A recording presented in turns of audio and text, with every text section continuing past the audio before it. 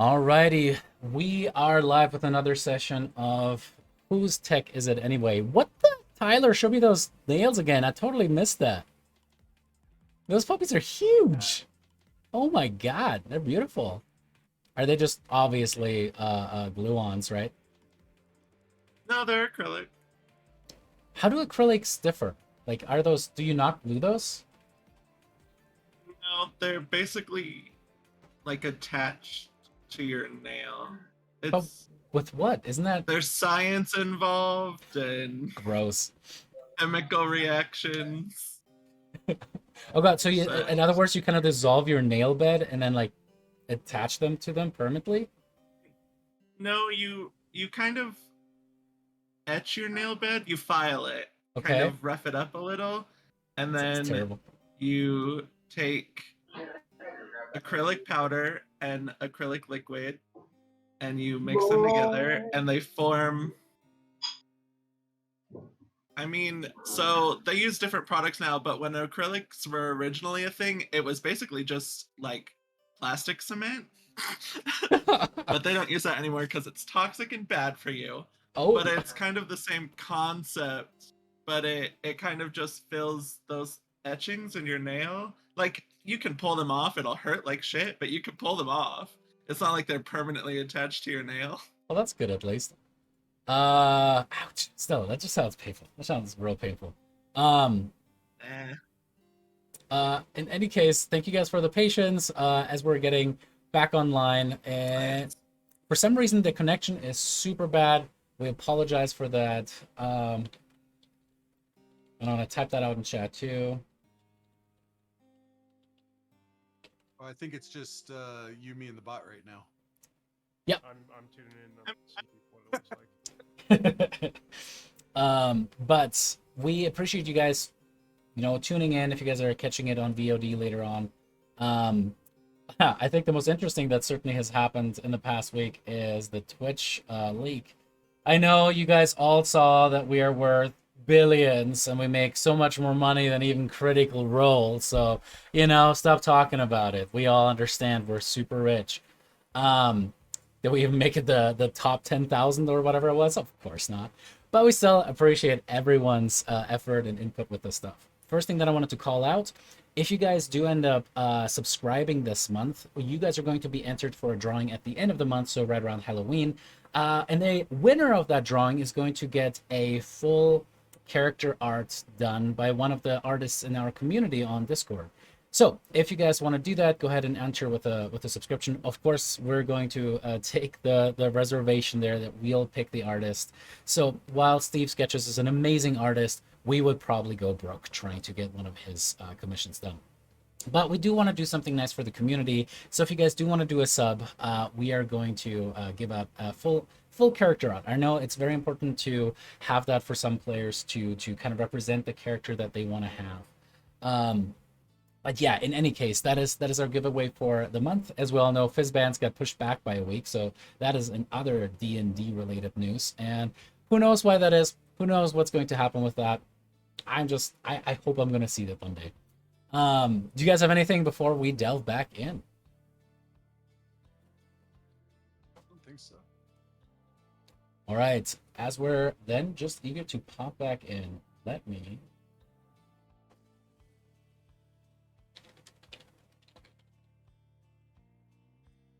check. And with that, let's get back into another session of Odyssey of the Dragonlords, played by Light of Thylea. You guys had traveled all the way to Mitros.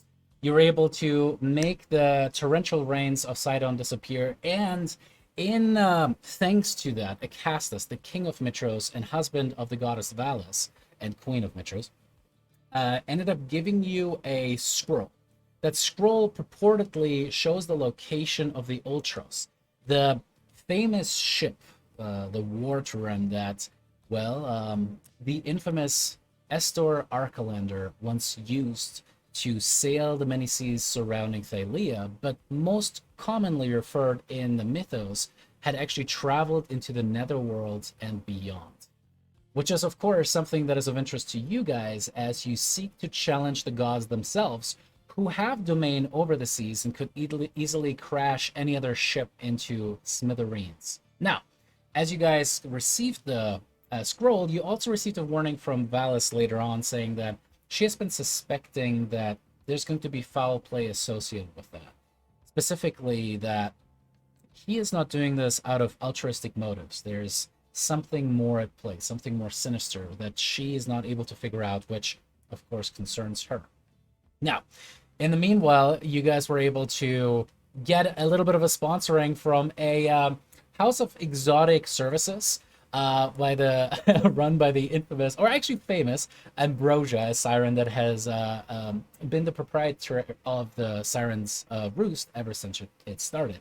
Now, you there also met Rhodus' brother, who, also a demigod of Pitor, had a little bit of a different opinion of the god and tried to meet him much like Rhodus had tried to meet him, and just was not impressed by what he found, and at first was a little bit taken aback by Rhodus and all of the you know, the how to put it, love that he seemed to be receiving from Pitor. Now, you guys were kind of able to talk it out, especially after, well, actually right before there was a massive fight within the Siren's Roost. As it turned out, the Cult of the Snake had been after you guys, had approached Brissa about coming in to talk. Brissa flipping off a man with a very small ego, and that small egoed man then brought a bunch of troops back to try to force you guys to cower and submit. But as we all know, D&D groups don't do that. So instead, you guys fought, slaughtered most of the people that came, minus the one man, and sadly lost Brissa to him as he drug her back towards the hideout, which was actually within the Colossus of Pitor. You battled your way up the secret, sorry, go ahead, Justin. Nice. I was going to say we also lost Falafel. Falafel, right. Yeah. Always a memory. As you guys made your way towards the Colossus of Pitor, you guys found the secret entryway that you were able to get from a couple of the thugs that you guys had actually captured, fought your way all the way to the top, but instead of fighting the Lady of Coins, which turned out to be a Medusa, there was an opportunity here, as she made no moves to attack you guys, instead seeking to parley. It appears that she has been reaching out to you guys and was incredibly frustrated with her henchmen for causing all of this fighting, for she wants your help. And she specifically wants your help to become the queen of the Amazons. As it turns out, her sister currently reigns supreme and ousted Moxena, the real name of the Lady of Coins, from the island of Themis, and thereby taking the mantle of queen. You guys agreed to help Moxena, in part because she divulged that she actually has a very powerful patron for whom she works by the name of Hexia. The name obviously bringing a little bit of a shiver to Rhodus' spine, as Hexia is the infamous green dragon that had abducted his mother when he was but a child. We're diving back in as you guys had gone separate ways. Brissa got to meet once again the handsome soldier from Eresia by the name of Sai, who had helped you guys, well, competed within the Great Games, and then helped you guys during the bar brawl. As he wanted to cross spears and penetrate the fences once more, you guys had set up a small date to fight against one another. We also followed the rest of you guys, especially Yanni, having a little bit of a frank conversation with Lyra about, so what the hell do you go summon things from the underworld? And Lyra just said, listen, I am a siren, I'm going to talk my way out of this. Casaria tried to follow up on leads and rumors, but rolled a natural one. That one didn't go so well. And Rhodus, for reasons of the player not being here, we ended up kind of just pushing off to the side and saying, Rhodus does things. But as we pick it back up, we'll actually pick it back up in that moment. As Rhodus, you're walking about the, How did you take that? You guys have just left the Colossus. You see as people kind of go their separate ways. The Centurions of Mitros are, checking out now the inside of the Colossus and making sure that nothing inside of it is amiss anymore. At least that all of the members of the Cult of the Snake are accounted for. As Moxena, in her own glamour, seems to be appearing like a young maiden of the city as she's kind of walking away. You have told her that it's going to take you some time to get the ship, the Ultros, and at that point, she can join the ship and hopefully exchange the location of Hexia with you guys helping her become Queen of the Amazons. What do you do? I want to. Actually, I don't want to tail her. I want to just follow her. I want to go up and talk to her, see if I can connect to her. All right. As you walk up, she turns around even when you're still 5 or so paces away, and seems to be kind of putting her hands behind her back and become at attention. She looks at you very intently, and she goes, I was wondering when you would approach me. You seemed awfully quiet up there. I'd like to know more about your relationship with Hexia. What does he have for you? What do you do for him? Well, simply put, what I do is ensure that she No. receives a steady supply of statues. That is what she desires more than anything. She is a manipulative patron in that way. She likes to have art and beauty surrounding her, but nothing that might talk back, you see.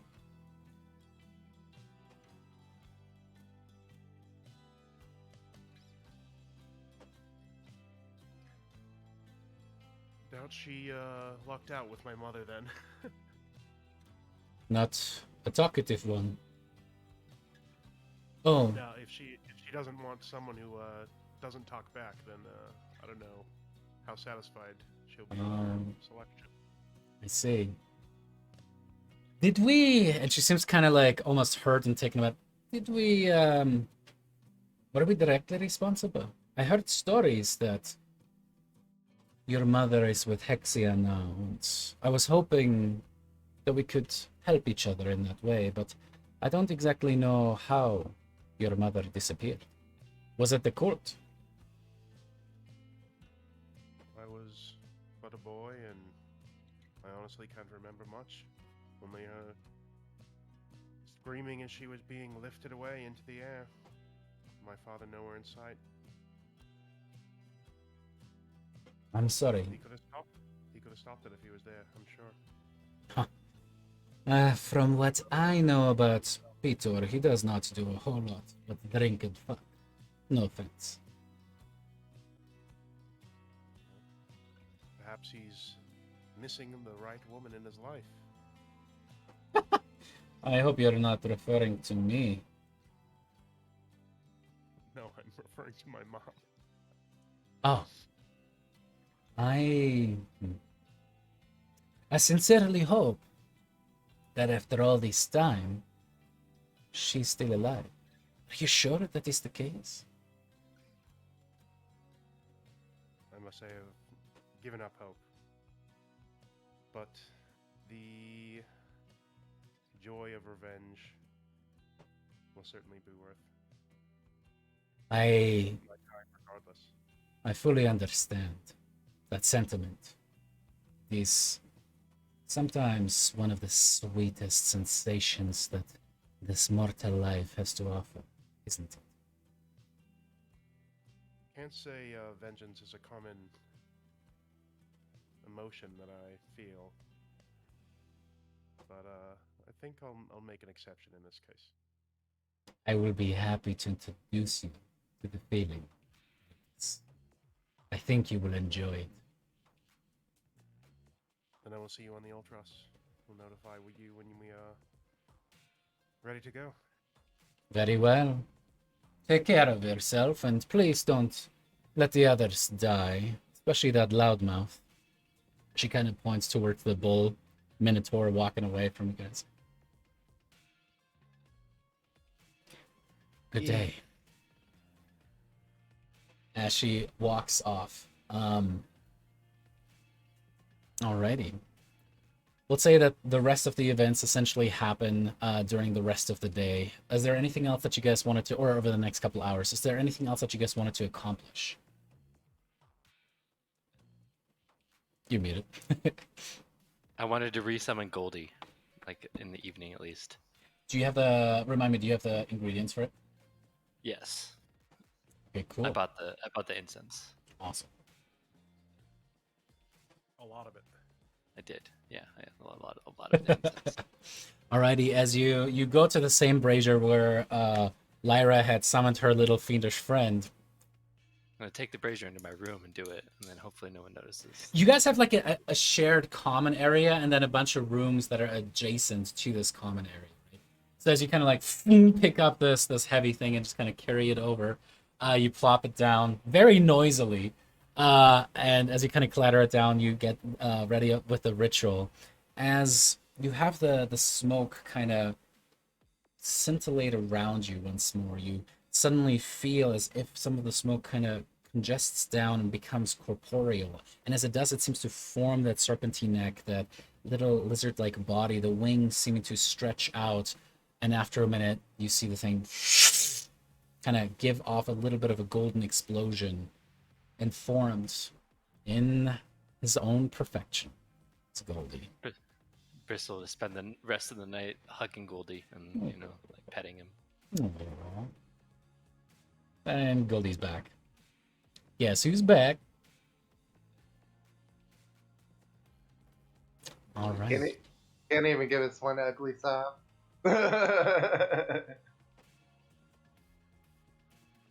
All right, cool. All right, it seems the rest of whatever you guys want to do is up to you. This is going to be essentially a time where you have received what you need to potentially be on the next leg of your journey.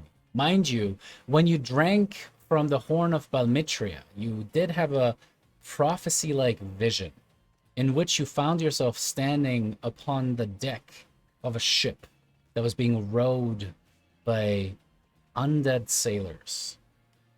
Something that, well, Aesop was able to confirm certainly sounded like the Ultras of old.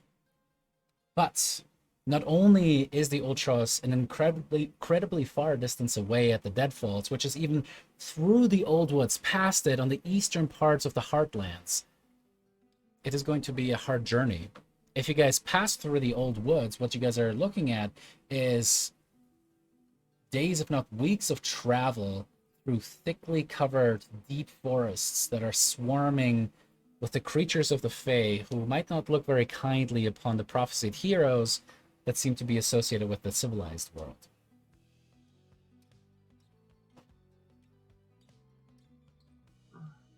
You think? This is a werewolf. I looked down and he was Alex. I looked back up and that. Super fast round. Hey, buddy. Aww. He's so proud of himself. Before we leave, I feel obligated to send a note to Corinna. Yeah. If this is your first time watching, our dear friend Rhoda here, aka Brian, swore an oath for some money. The first actual prostitute of the Light of Thylea. In exchange for money, he swore a magical oath to be married to the most powerful man in Estor, Corinna. I would do that deal again. I would do that deal in my real life. Just don't tell Ashley. Shh. Or now I get it. I'm just kidding. But yeah, you certainly can do that. Mechanically, I'll just let you guys know because it definitely helps when you sometimes have that guidance. But if you guys want to take some downtime, you certainly can. You know that Vulcan, the father of Petor, as well as the god of the Forge, is currently busy repairing the items of the Dragonlords you guys were able to recover within the necropolis of Tillamook, as well as making some of the items that you guys asked whether you could have. While that is all being constructed, you guys can take some time to try and train within Mitros, maybe gain some knowledge, fight off whatever that disease is, Justin, and and get yourself hopefully ready for this next leg of the journey.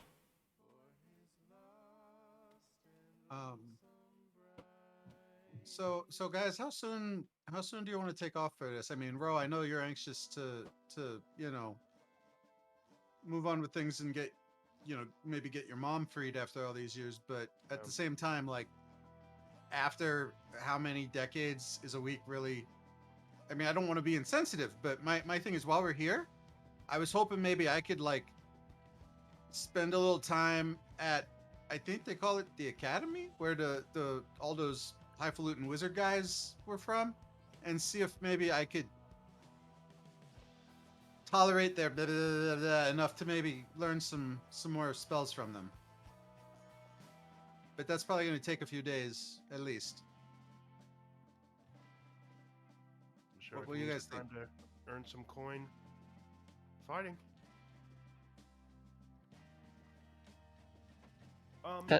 That's fine with me. We can. I'm perfectly fine staying here for a few days. Do we know how long Vulcan quoted us? You- It would just be nice to have my hammer back. You also kind of quiet, Brent. I'm so sorry. Oh, no problem. I can pump it up. Here we go. Better? Pump it louder. Yeah, that is a little bit better. Appreciate it. Do we know how long Vulcan quoted us for the items? It would just be nice to have my hammer back. Yes. Now, mind you, with the hammer as well, one thing to keep in mind is that if you guys want to keep having him create stuff for you, he will need the hammer for a longer time. So that is just something to keep in mind. But yes, certainly, if you want to have it back at the end of that.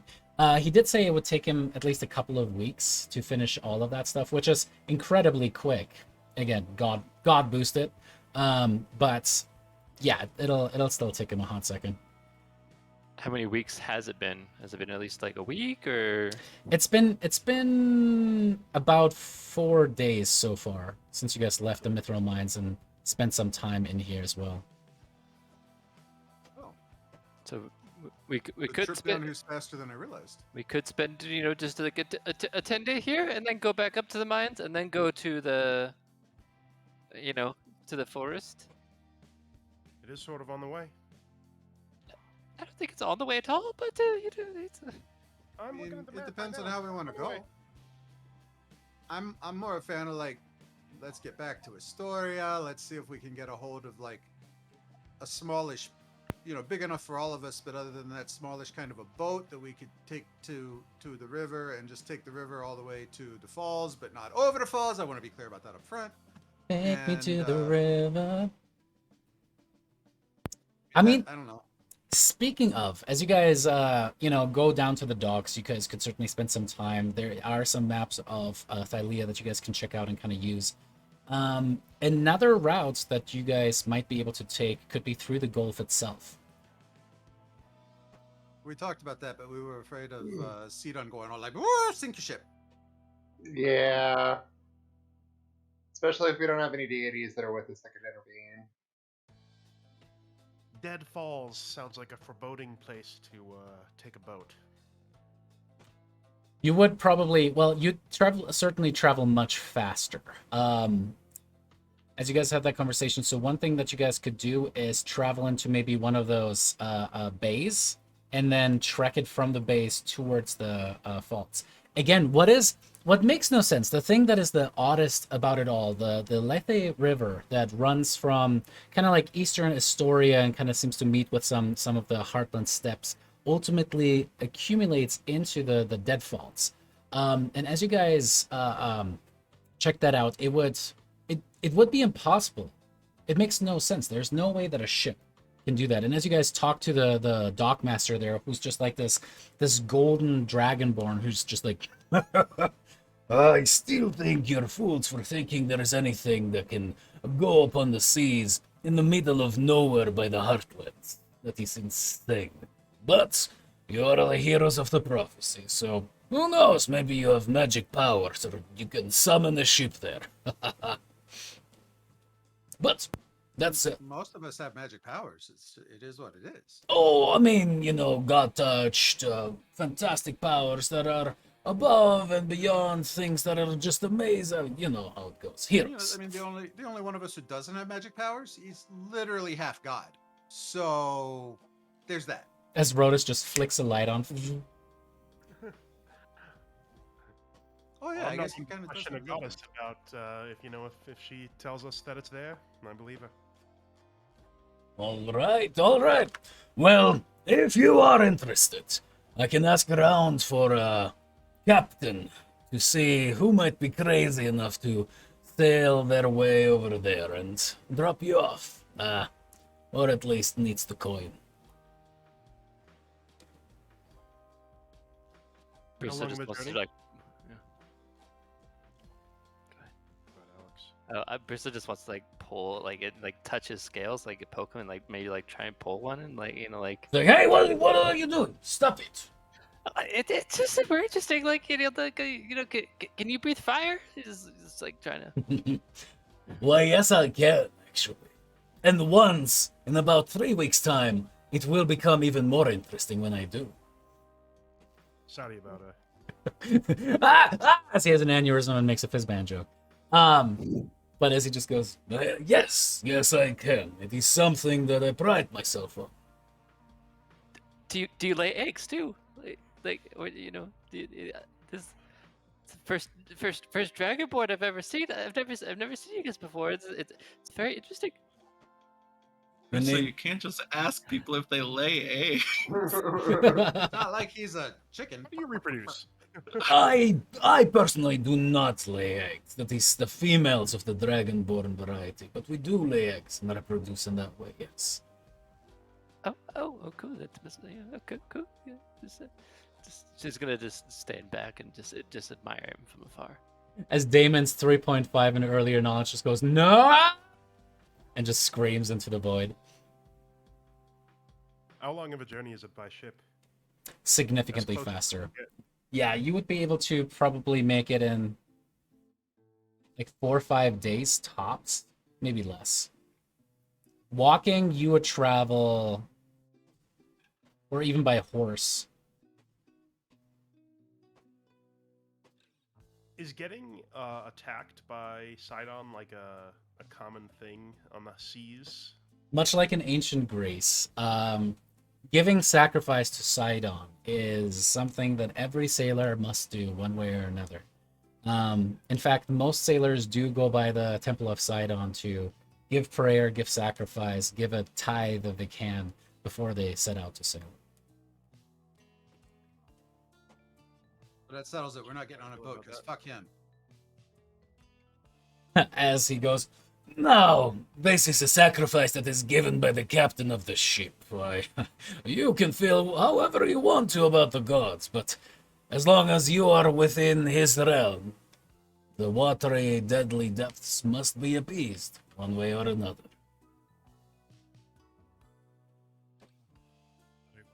If you can find us a captain, like you said, crazy enough to take us as close as he dares, then let us know. We'll be here at least a few weeks. Of course, my lord. Have fun in Mitros and stay safe out there. Though, is it correct that I hear that you single-handedly brought down the cult of the snake? No, we used all our hands.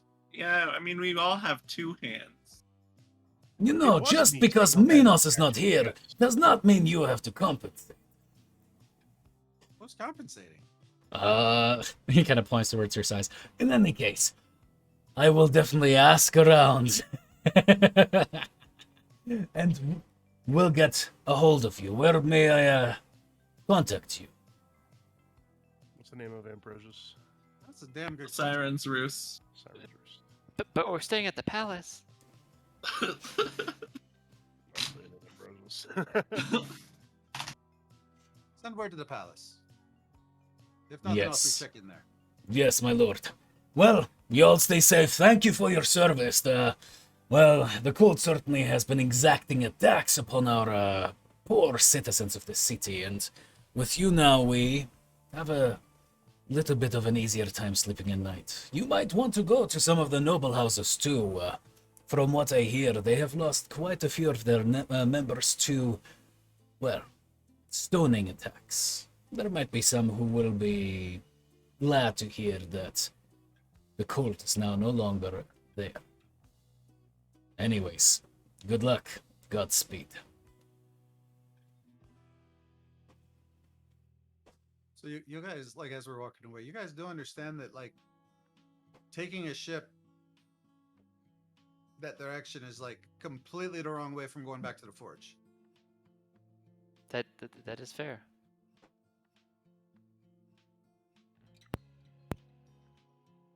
We could go up and around, go to the forge and then just go around the mountains, and then hit the Yeah. deadfalls.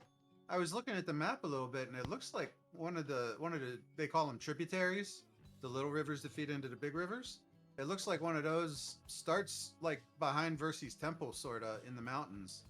So that might be a little bit of a shortcut, like versus going all the way up and around past Astoria. Maybe head back that way. I don't know, just thinking out loud.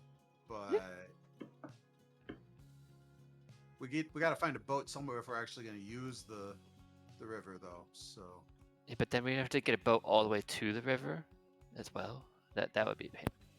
Oh, come on. There's got to be some little, like, fishing village or something somewhere along the way.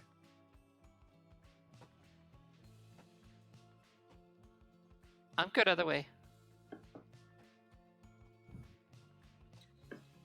We could always just go back up to the mines and then just head back down too.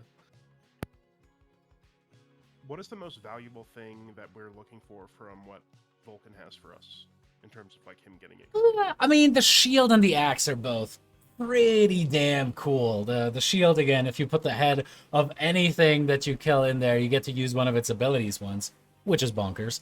And then it also has some other cool abilities on the side there. And the Axe of Xander is incredibly cool and good at killing anything that has a giant or titan subtype. That you could use that row, and then you could let him keep the hammer and keep on working on other things too.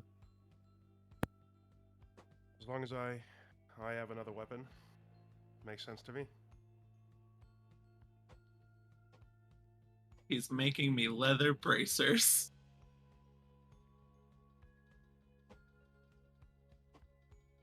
You know they're not going to be as awesome as Minos', right? Is it not possible to get those delivered to us? Do we need to go there ourselves? I don't know if I would really trust anyone to pick it up for us. I don't have that trust for anyone quite yet. I mean, if we could get a message to Vulcan, he could probably send somebody he trusted. We can ask Valis. I guess. Alice can fly. Exactly. Let's ask Valis. Excuse me, goddess queen person. Would you mind just running an errand for us? Our delivery person will give Whoa. you 2 gold. So we've turned one god into someone who makes stuff for us. We've killed one of them. We've turned another one into a delivery person. We're really underutilizing our god resources here. I mean, Rodus, like, you must have some like built-up credit from like having an absentee father that you could probably build off of, and be like, hey, since you weren't there for the first half of my life, can you go run this errand for me? Alex, did you come from a split home? Did your parents get divorced? Because wow, that's a next level. I get an insight into Alex tonight. Playing the long game. But Dad, if you actually loved me more than Mom, you would definitely buy me that new keyboard. Whew.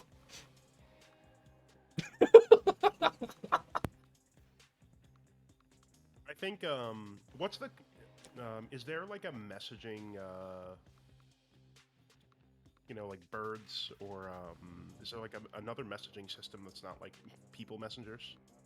Yeah, it's Marathon, but one of the O's, or the O is like with an umlaut at the end. It's an app you can just get on your I hate you.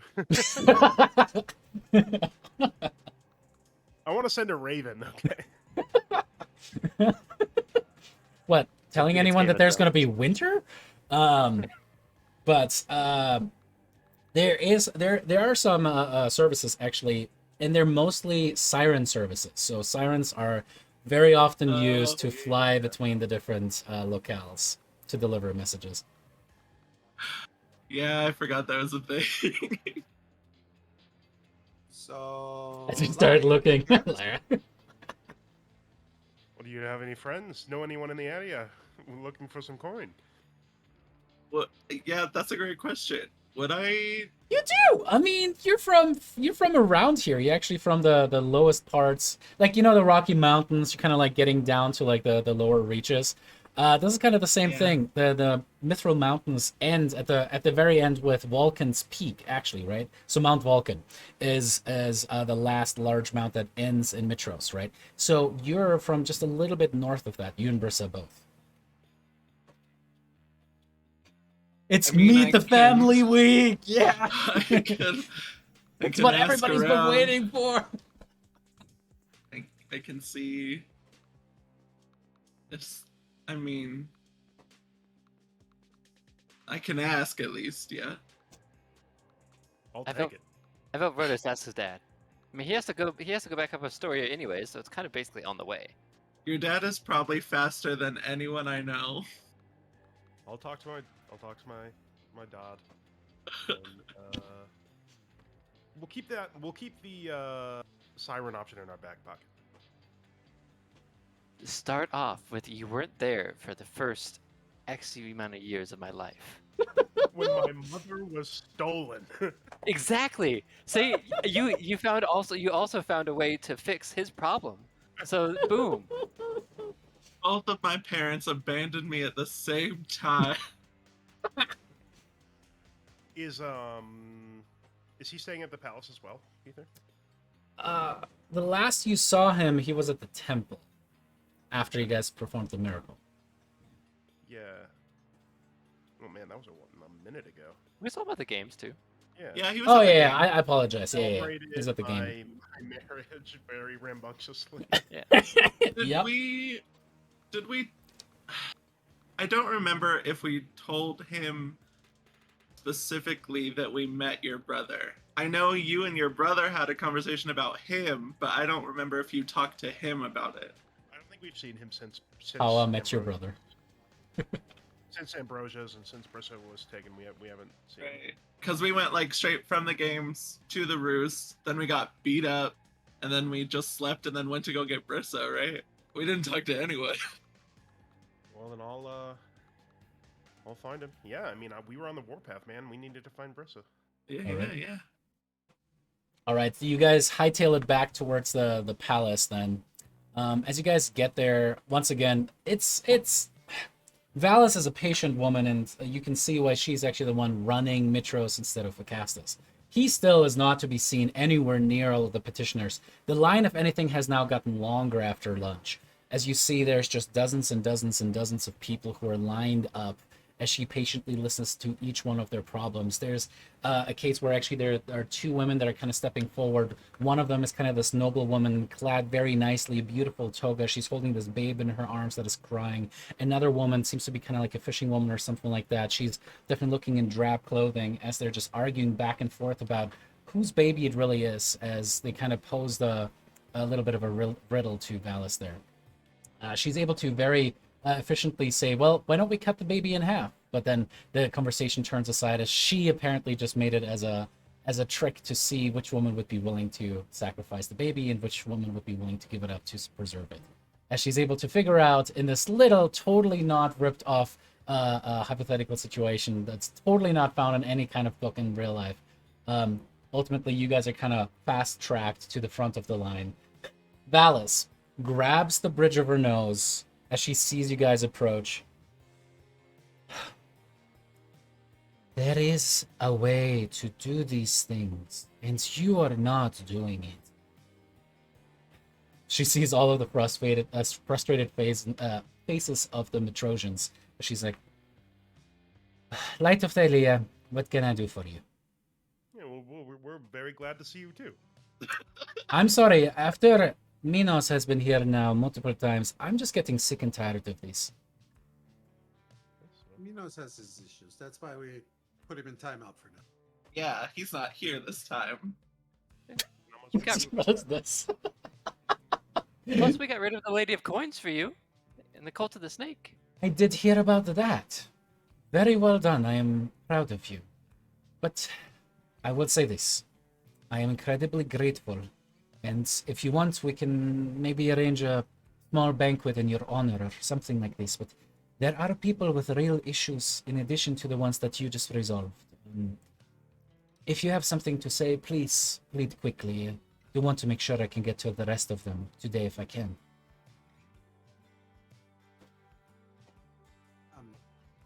I kind of had something personal I wanted to talk to you about, but I don't want to butt in line. So please, if you have time to speak to me later, please page me.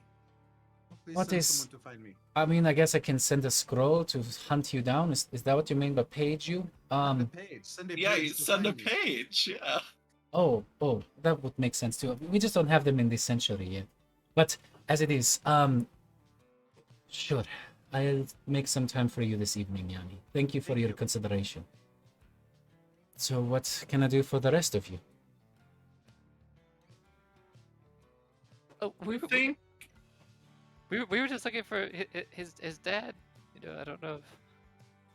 But, Rotus, your father has left by now. Peter is back home celebrating there, apparently. What did he say? Something about the after parties in Astoria. You know how he is. Always with the Irish goodbye. I think it's referred to as the Praetorian goodbye. I know what you mean. instead of a banquet, do you think like getting rid of the Lady of Coins maybe earned us a favor? Maybe? Speak your wish. So Vulcan has been working on some stuff for us Okay. in the forge in the Mithra mines. And we were gonna go find the Ultros so we can get on the next step of our, taking down Sidon and but they're kind of in opposite geographical locations. And a god that can fly could get there faster than any mode of transportation that we could get. And he just has some stuff for us that we need that would really help. And we're kind of on a time crunch.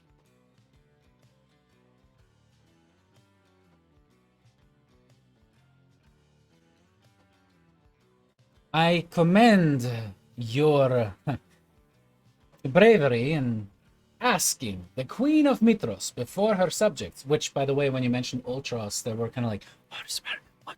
Going to that? That is so much. And just like some whispers from the people around. Because you guys are having this audience in front of probably 100 people, right?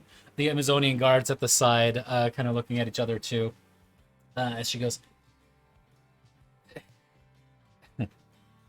as much as I want to help you with your issues for selfish reasons, I also need to be the Queen of Mitros, especially since King Acastus is preparing the dragons to be the proper force. Yeah, that's fair. Do you have horses we could use at least? You guys already technically have the free horses thanks to thanks to your hookups.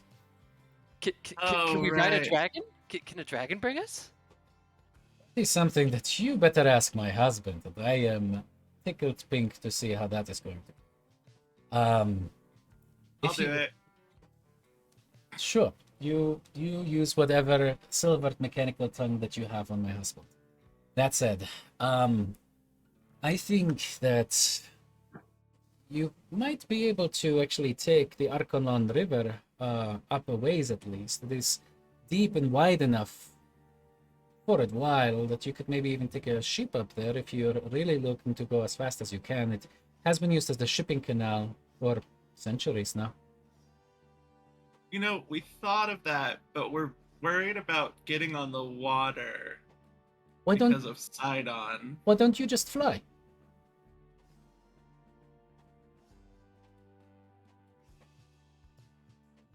You know, sometimes that is an option.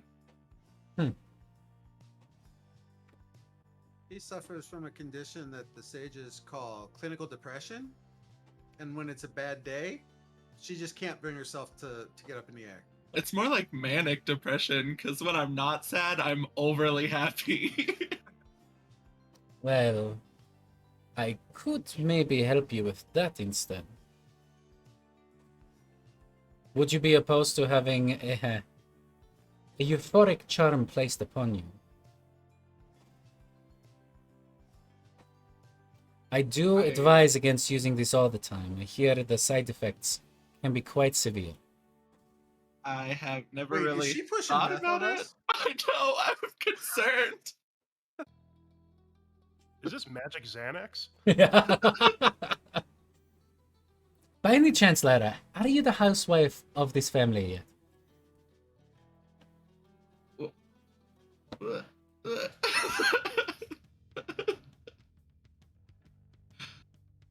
I am not opposed if you think it would work.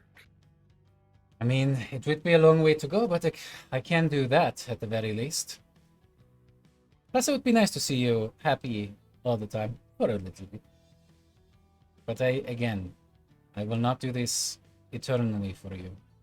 There is a reason that we have the lows that we do. Sometimes they make the highs seem like the true highs that they are. Are you sure this is a journey you want to take on yourself, Lara? I'm sure Valis. Realistically, how long would it take me to get there and back? With a flying speed, being able to just cut straight through the Mithril Mountains. How far is it as the crow flies? Yeah, it would be maybe a day and a half. Oh, that's it? Yeah, I'm totally down for this. You're gonna fly back with all that heavy stuff, though. We'll find a way. A shield and a sword? A shield and an axe? Shield, an axe, 2 chakrams, a spear. I didn't know all of that would be done, but yeah. Yeah. Yeah, I was just Armor. assuming the first 2 would be done. It's just a bunch But- of shopping bags. She flies back, I'll- incredibly happy. I'll carry as much stuff as I can in as many hands that I have available at the time. Maybe we should have asked him for one of those magic bags that, like, you can put all kinds of things in, too. But yeah. Never heard of it. Sounds fake. Oh, they're in the stories. I don't know if they're real or not. Sounds made up. I can provide you one of these as well. I tell you what, rather than throwing a banquet that is going to cost the Metrosians a lot of tax, I will gift you one of these bags. And they are indeed real. This is not alternative facts, as the Chondas over at the Lutherian Temple claims that is. These bags exist. They cute though. You can always alter the David outside. just equated Fox News to Lutheria. Yeah, pretty much. Or at least the cult of Lutheria. So if the shoe fits, but I say we have a plan. Let's do it. bag, please. At the end of the evening, please. Again, and she points towards all of the people kind of grumbling. It's like, maybe we should ask her for gifts too. Yeah, maybe we'll get fancy, pretty bags too. I want a fancy, pretty bag. Thank you. Thank you so much for your time, Valis. Everybody gets bags. You No, know, this is like, going to be. like, I love you all. Please get out of my temple. Palace. We're walking away. I don't think she loves us. Once again, I'm so sorry. I tried to feel stop. unloved. Mm-hmm. And she just like very quietly waits until you guys do the awkward like turning around and then finally walking away. No one knows I'm how like, to say as we're walking bye. down the line, I'm like, I'm so sorry. I'm so sorry. And it's just like a So bunch of sorry. just like Malaka as you kind of like pass on by. They like me. They're impatient. It's like, you know, when you were at the Xfinity store for like 35 minutes already, just trying to fix one simple issue with your modem, just dropping it off, you know? And then there's someone who's just like, no, I demand to speak with the supervisor because I think you don't know what you're doing clearly. Or you're at the bank just trying to deposit a check. And there's a very Oh my overworked gosh. banker at the front. Now he's equating Lyra to a Karen. No. No, he's equating the other people to a Karen. Oh, All I right. guess. Okay. Once we're outside the palace, seems my father's left. We have the rest of the day until we have this bag that I'm sure exists. And This magic that'll make me happy all the time somehow. I don't know. It all sounds real shady. I don't. Rotus just pulls out these pamphlets. They have said that these bags definitely track you all the time. They make scrying at all times possible, damn it. 5G bags. Anything you need to prepare for your journey, Lyra?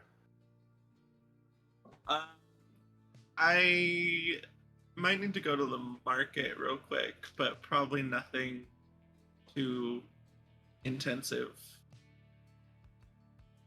You know what? I need to stock up on arrows before we leave, whenever that happens. So if you want to go now, I'll just go take care of that with you. Yeah, let's go. Alrighty. Yanni and Lyra are gonna go shopping. I feel like I kind of love this friendship developing. Yanni and Lyra. It's a good one. Alrighty. Do you guys want to just go into the market stuff first? Or is there something else that you guys want to resolve before they go shopping? I think that I'm probably headed to Ambrosia's after shopping. I don't have anything else on the agenda. Right, sounds good. Get out. You're gonna get addicted, bro. I'm getting married soon. Got to get it all out. Oh my gosh, Ambrosia can throw the bachelor party. True. What were you saying, Kazari? Oh, I said I just need to replenish spell slots. I don't really have anything that I need to do, per se. Sounds good. All right, cool. Rotus, you head over to Ambrosia. Lyra and Yanni, you guys go to the market. Brissa, you already were at the market where you met your future husband. Just sorry, kidding. Your future sparring partner. What do you want to do? I mean, I guess I'll just go to the palace. Yeah. Palace. Or no, All right, that's where we just were. No, we were Yeah, at yeah. the temple. She No, specified. It was the palace. It was just DM sometimes slips. I know. I guess Briss will just walk around and then she'll try and help people out. That's what Briss will do. Aw. All right, cool. All right, Yanni and Lyra, you guys head back to the Ahura where this is the largest market either of you have ever seen. There's so much cool stuff, so many different awnings and the like, people hollering. There's a huge display of different kinds of foods, from fruits, a lot of different vintages of wines that are being sold, all the way to like more eclectic and actually fully like buildings and the like that actually have full storefronts where you can buy things. What are you guys looking for? I also need incense. All right. But I didn't want to say that. I'll tell Yanni though, because Yanni already knows. It's true. You gotta tell the others. I will. Maybe Okay. maybe I'll tell them when I bring all their stuff back, so they're like more on my side and not as, you know, I'll sweeten the deal. I'll be like, here's your stuff, and also I can summon an imp from the underworld. Just like that. I'll practice it for a few minutes in the mirror. Here's your stuff, and I can summon an imp. It sounds great. Okay, sure. Just be prepared for a what? And they're not gonna mean my stuff's here. Just so you know. Right. Just yeah. be ready for that. And then I can start divvying stuff out. I'll be like,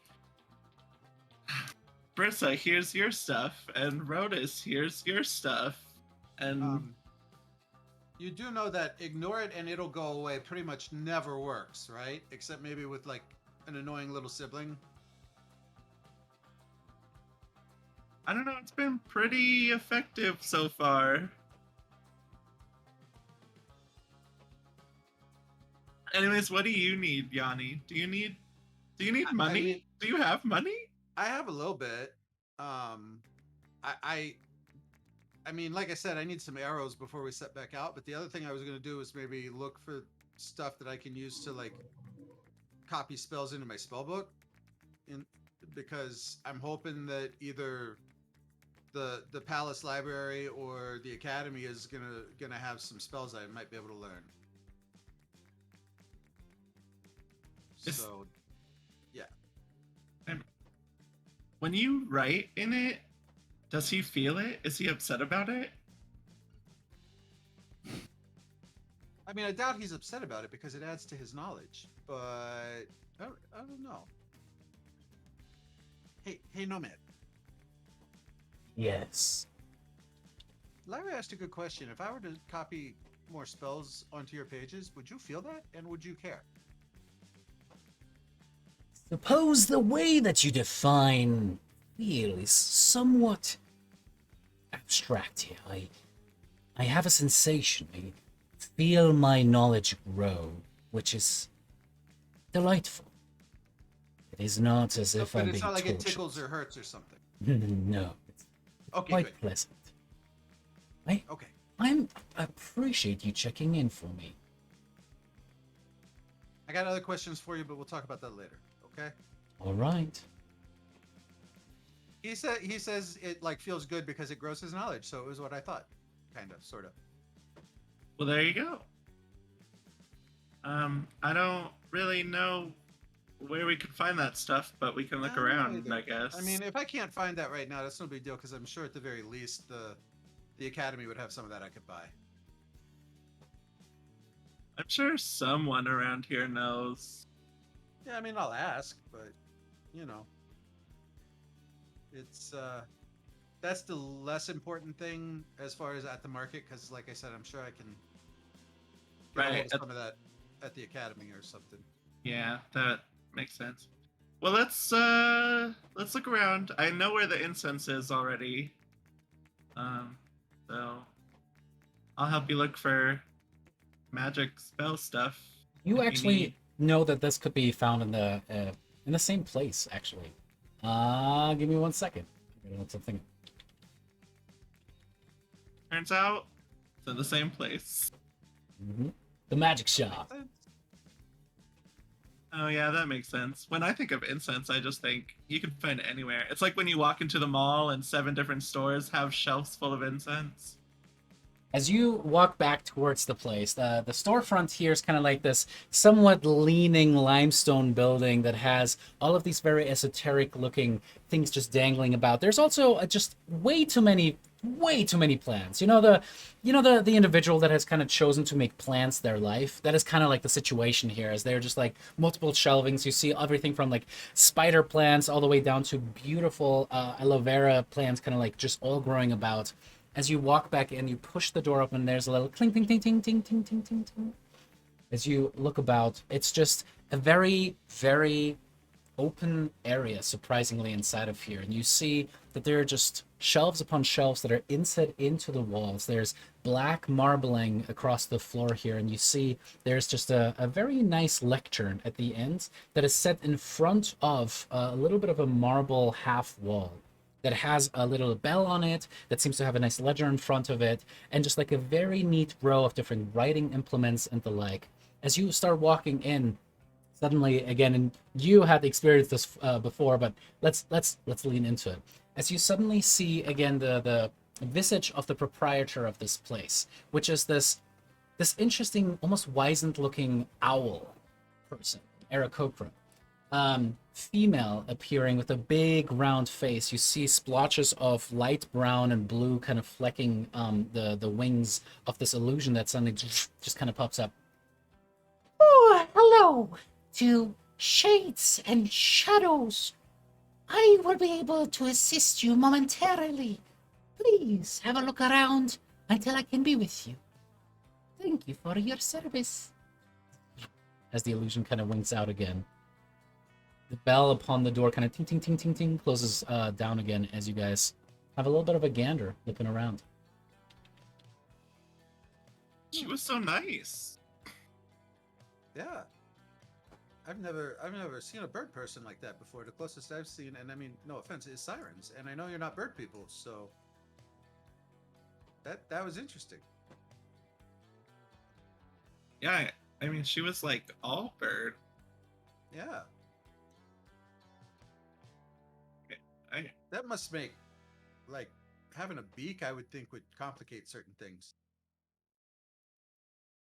Like, a lot of things. I don't know. think about if we buy a plant for the palace. I mean, I think Valis is smart enough to see it would be sort of a token gesture, but she might still appreciate it. Oh, think I it'd meant be- for like my room in the palace. But Oh, yeah, I thought we you were could- meaning because, like, hey, I'm sorry that even though Yanni said we probably shouldn't try to use you like a courier pigeon, I did it anyway. And then, do you know what she said? She said, maybe Lyra, you can be a courier pigeon. Mm-hmm. And I think we actually tossed have that wings. idea out there before too, so- but you had to hear it from a goddess before it made sense. Sure, okay. Look, she offered me a cool bag and joy somehow. Hey, so I'm all for it. I'm all for it. I'm just saying it might be nice to get her a little something, even if it is just a token. maybe I'll get her matching plants, but then Bristle will probably be jealous about it. So Yeah, that's a whole other thing. keeping people happy is very difficult, Yanni. I suppose it's not something I ever really had to worry about. I just had to worry about keeping myself alive. But yeah. So I just kind of want to look around here. What kind of stuff are we seeing, David? Alrighty, as you start checking through stuff, what you see, and I'm gonna do this real Give quick. me stuff. I have enough money for maybe one cool thing. You look around. There's a lot of interesting things here with little plaques underneath there that actually, rather than you see the bronze of the plaque as almost like just like a simple rectangle bolted to the little pedestal that the item itself seems to be actually floating or rotating just by itself, just like above the actual pedestal that it is exhibited on. And as you consider it, you see as you step up next to it, suddenly the name of it just appear before you in common.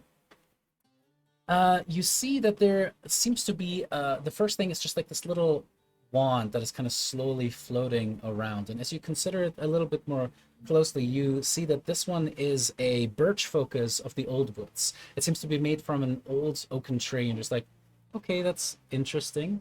Focus, very well. You kind of walk over to the next one, and you see this one seems to be an Arisian focus. This one is more actually made to be attached to a shield. This seems to be something that divine casters can use, and actually have a symbology of the 5 gods just kind of brought together in a small thing that you can attach to the middle of the shield and then actually have permanently attached there. Kind of nod as you keep walking. There's this small, actually significantly smaller than normal Hoplon shield. This small shield is called a shield of expression. And this one has what seems to be a laughing face and a crying face, kind of just like a half mask depicted upon it. It's almost like the size of a buckler rather than a full shield. You walk over, you see this one, it's just this little skeleton key that is just slowly rotating about, and as it does, you see that this one is just called a key of mysterious origin. Doesn't say much more about that. As you nod at that, you walk on over, and then a curious sight. You see what seems to be this almost like, you know, the little leather helmet that they usually put on hawks and the like, so that they can be trained a little bit better and put more focus on. Except it's the size of a humanoid's head, and it's called a hat of wizardry.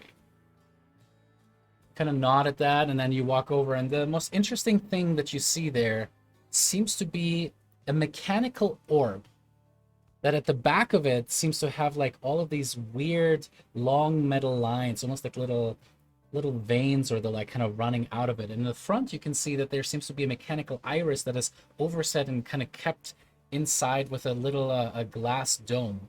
And as you consider that, the name underneath it says Erzat's Eye.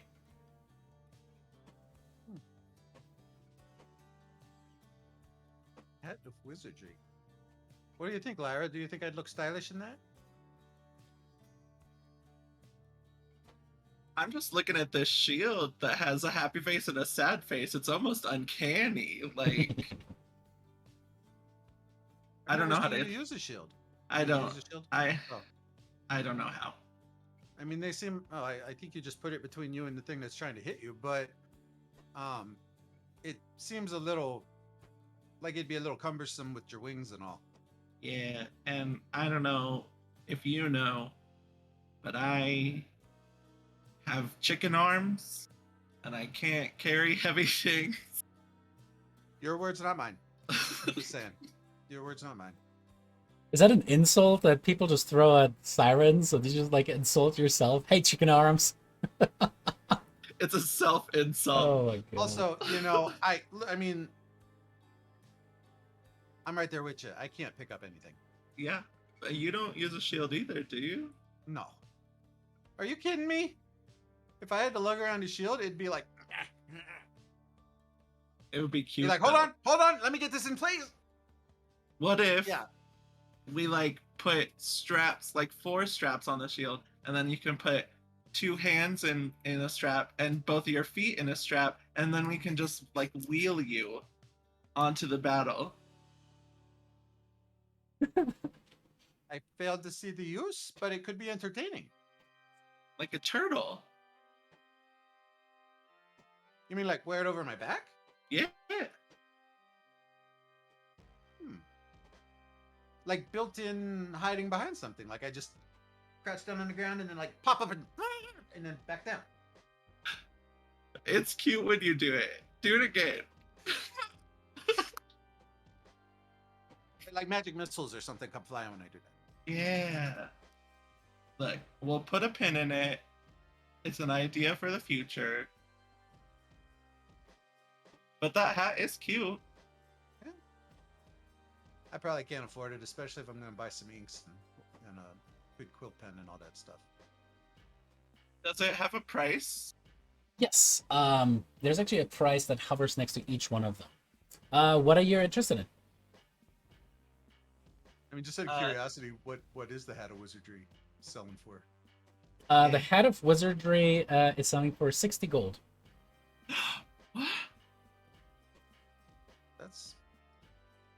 I mean, I wonder what. Cheaper than I expected. Yeah. It's a bit much if it's just a hat, but if it actually does something. I don't know. A hat with a name usually means it's more than a hat.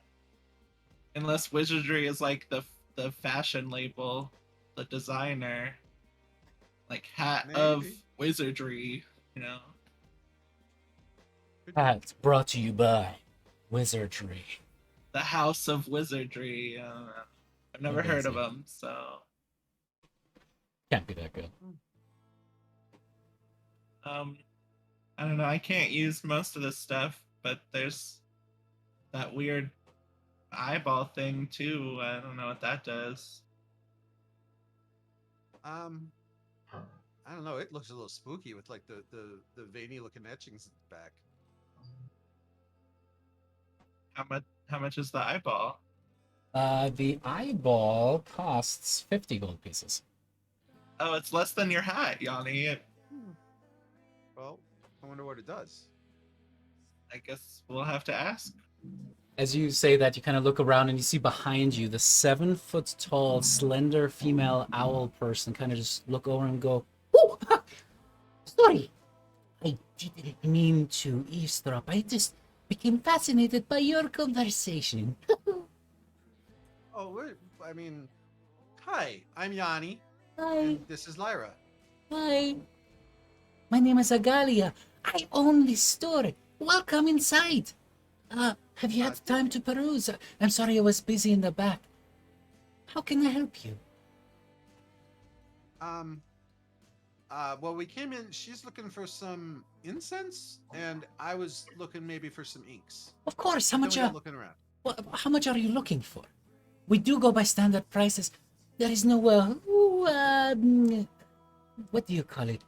Bartering. We don't do any of that. Is that okay with you? I mean, Do I you guess have, no like, no a- discounts for Heroes of Prophecy. Heroes of Prophecy. Oh, We're from dang. the Light of Thylea. Light of Thylea. I haven't heard of you yet. I apologize. I spent a lot of time in my workshop. It's all good. Do you sell in bulk? I mean, no, just because it takes a lot of effort to make these. Maybe one day I should think of a way to maybe have a bunch of automatons in a line operating these. But I would feel bad for them. And she seems to kind of just Oh. get lost in thought, having her long feathers at the end of her wing, kind of just like, almost like doing the thinker on her. So, Agalia, Yes. what's the significance of this? I guess. So I'm from Arisia, if you couldn't tell from the accent, and I saw this Arisian focus, and I'm wondering what's special about it. Well, as you know, your combat clerics are some of the most well acquainted with fighting and casting in the middle of very, very, how to say, busy situations.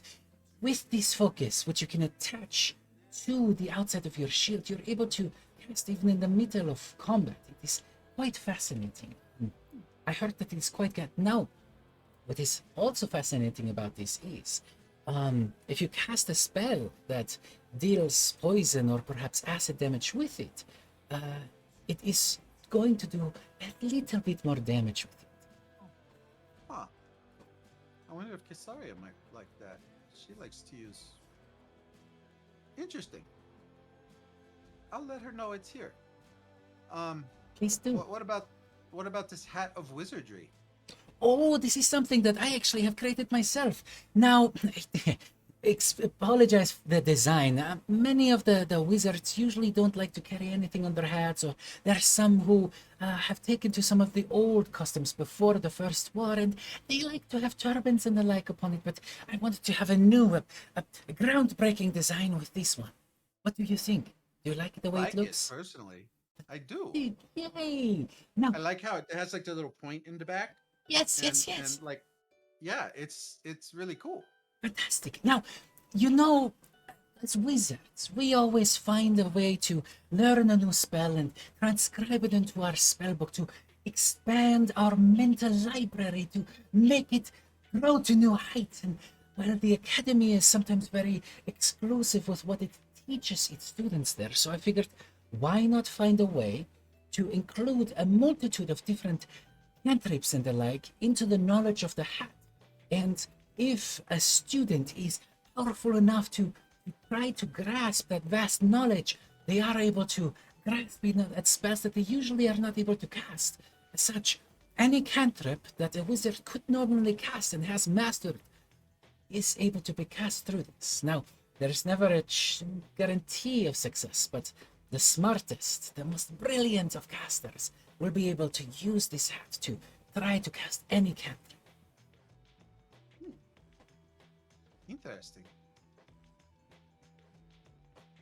Does it help with casting spells I do know? No, it's No? specifically designed to help you with things that you don't know. Okay. However, you can use this as your focus, so you will always have a focus upon you, which is quite nice. It does require attunement, so be aware that it does limit the things that you can have attuned to, but that is what we all always have to struggle with the weave running through our bodies, and it's always a bad story when there's too much weave and, you know, the nothics that are created by it. It's terrible. Eh? Don't go chasing waterfalls and too much knowledge. Okay. I'll just stick with the rivers and the lakes that I'm used to. Good. Deep is good. Too deep, you might find yourself in the deep depths you don't want to be in. In any case, Yes, this Or hat. maybe in I'm proud of copyright it. court if we're not careful. I doubt that, especially if we're recreating. Um, What's Yeah. this weird eyeball? Oh, now this right here. Hang on a second. Well, see, I have many soldiers, especially those that, and she kind of awkwardly, her big owl eyes kind of looking towards you, Yanni, uncomfortably, and then back towards Lyra and back towards you. Those that lose appendages and organs when they fight against Arisian aggressions during the Arisian campaigns return back, and when they cannot afford, a regenerative spell from one of the temples, they, well, find themselves often homeless, for they cannot work the same way or fight in the army anymore. Well, this right here is able to replace the use of an eye that you might have lost while you fought. It is much like the automatons, able to take what you normally would see and translate it for your body and your mind to understand. Quite amazing. that sounds really neat. I'm happy to say that nobody we know has a need for that. If Yeah, that we all have changes, our eyes. please come back. There are some that are talking about replacing parts of their body for elective choices and for aesthetic purposes. I have been able to talk all of them out of it. I personally am still somewhat torn. I think that is not the best use of this. It really should be more of a, a replacement if there's something lost rather than purposely taking your eye for it. But I to agree. each their own, I suppose. Whew. Yeah, no, I'm with you. Love the body you got. Just be happy Yes, with it. yes. Yeah. So- You would like some incense for sure, and how much transcription materials can I get for you?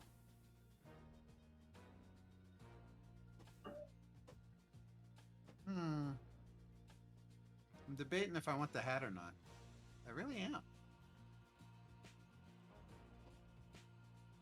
I think You you'd know look what, though? dashing in it. I think it would look really good on me, but my funds are, like most people's, pretty limited. And I think I should probably stock up on the inks, but when I come back through, if I've got the money and it's still available, I got my eye on that thing. But I Yes, think yeah. If it is still here by the time you're back, I would be more Yeah. than happy to make that sale. In any case, yeah, no. how much incense would you like while you're debating?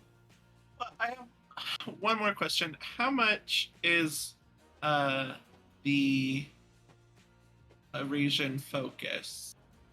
The Eurasian focus. Let me see. That will be 50 gold pieces, please. Oh yeah. Also, we were looking at this key and it doesn't really say much. What I heard is that it came, and this is verified. I did also cast a zone of truth to confirm this. But a sailor was able to recover this from a ship that had no other sailors upon it anymore. They looted the ship naturally for salvage, and as they considered it, they realized that there was a key that was tied around the captain's corpse of the ship. It didn't fit into any of the chests upon the ship. So it must be for some purpose, but nobody knows. Is it magical? It has the hints of magic on it. When I cast my identify spell upon it, it didn't actually give me anything more. I've been trying to find someone who has a spell that is powerful enough to tell me about the lore of this, what I hope to be legendary key, but until then, I am incredibly busy with the enchantments I do, so I figured maybe give it back to the people and have them figure out what it might be. How much would you want for it? Yeah. Well, I think because you are this Thylean light, why don't we say 30 gold? What do you think, Lyra? Should Yeah. we roll the dice on this one? Seems pretty mysterious. Just the fact that it seems to be magical, but basic wizardry can't tell her what kind of magic. Yeah. Maybe. I'm sure. I don't know. Maybe Aesop might. Well, When we you go know, I might back be able to. get somebody at the academy to help me figure it out. Oh yeah, I always forget about them. No offense. Or you know, Vulcan might just look at it and go, "Oh, I made that when I was like 7 years old. It's nothing." Who knows? Yeah, I mean, yeah. Take the risk. Yeah, no, I like it. What about this other shield with the faces? It is a favorite of mine. It is something that actors usually use upon stages. You're able to quickly change the outward appearance of the shield to anything that you want it to be. Beyond that, its uses as a shield are still functional per se, but that is it. How Very much good is if it? you want to express yourself. That one is 70 gold pieces. Oh.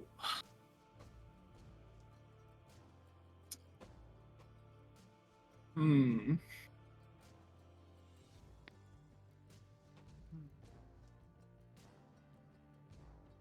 So, man, I need to find a way to make more money.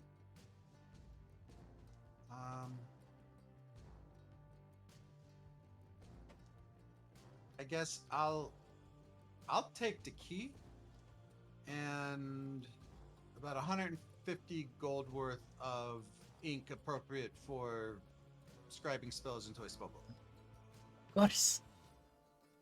And how much incense for you?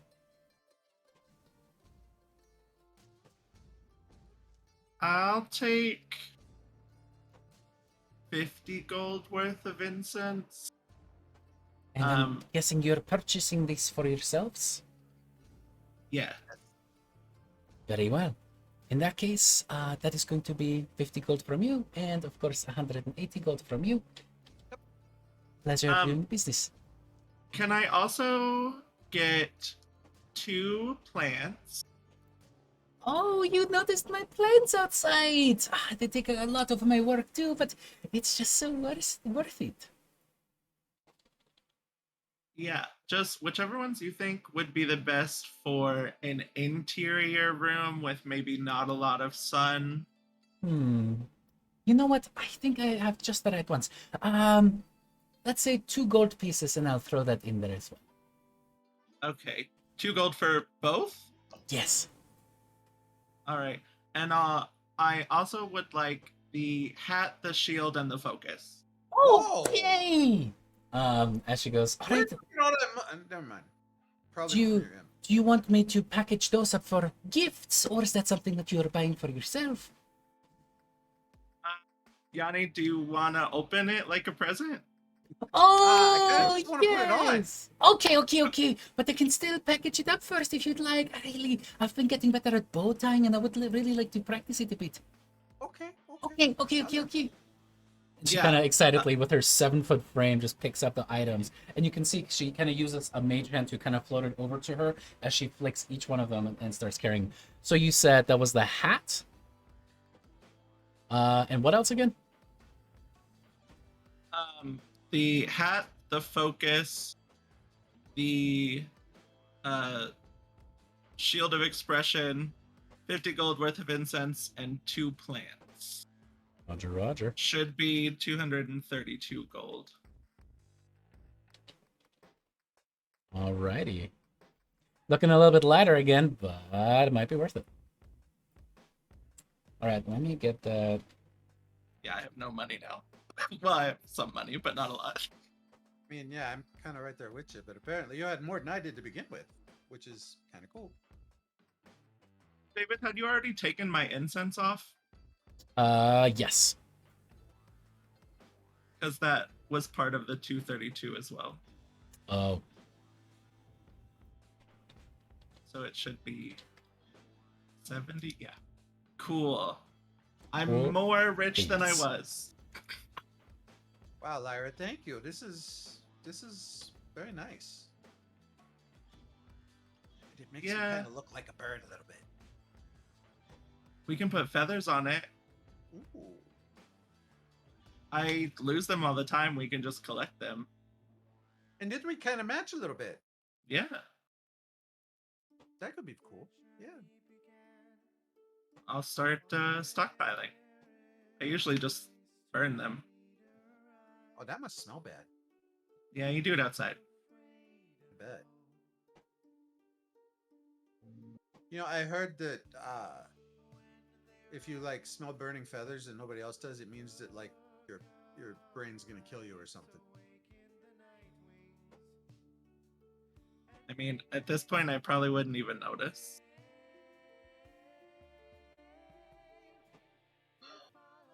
That's fair. So here's what I need you to do. I'm going to give you these. I need you to hide them. And then when I get back with all of the other stuff, it'll be like a celebration. Okay. So then everyone Wow. gets something. I mean, the shield's damn near as big as I am, so maybe you give it to me when we get back to the palace, and I can hide it then. You know, I'll carry the shield. Okay. That's kind of what I was getting at. Yeah. Yeah, the shield we don't need to hide. Who's that The for? sh- I think I'm gonna give it to Icarus. Oh, I got you.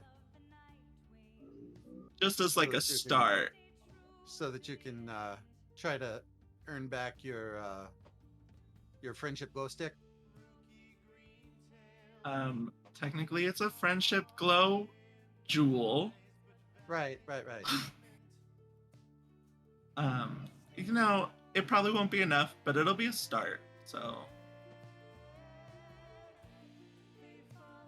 Oh, my cats like to jump on my laptop. It always screws things up. Yanni, where'd you go? Suddenly there's a cat just in there as the owl Aarakocra proprietor kind of like carefully has these things now packaged up in gifts as she puts them down, and it's beautiful. You actually have what are these like very thin wooden boxes that have been painted on the outside that have beautiful just like simplistic murals of, you know, different vistas of Mitros. It seems like she just does that as a hobby on the side. Like, they're not extravagant, they're not the most amazing painting you've ever seen, but they are beautiful in their own right, and kind of like nice and simplistic, almost mosaic in the way that they're painted in different areas. And as she sets down each one of the boxes in front of you guys, gives you guys the sacks with you guys' casting implements. She goes, "Thank you so much for coming today. Thylea Light, you are going to be fantastic customers, and I'm so excited to continue doing business. Maybe we can talk about some kind of a discount in the future. That would be quite nice." Yeah, if you get Right, more yeah. stuff, or if you make more cool things, definitely let Absolutely. us know. Yeah. Absolutely. By the way, did you make these boxes yourself? She kind of like seems to be kind of almost shy. You see some of the back feathers kind of flap for her a little bit. I did actually. I mean, I was kind of just expecting, you know, like basic, like, you know, just wrapped up in, excuse me, some cloth or something. But this is really nice. Oh no, I really want to take Shades and Shadows to the next level. I inherited this shop from my father, and you know, he always was. He believed that the occult would draw more folks, and really we just got a lot of Lutherian followers, which was fine, but I never liked selling to them because I never knew what they were going to use the incense for, and more often than not I always imagined these dark rituals where things would get sacrificed, and my father would always say that I have an overactive imagination. Ooh, but you know, I just would like to open the doors to all that might be interested in this. That's good. I'm also I thinking of a rename. Do you perhaps have any kind of input in what the new name of the grand reopening could be? For the shop itself? Remind us That's what the name is right now? Shades and shadows. Like I said, my father believed the occult would draw the most casters. Um,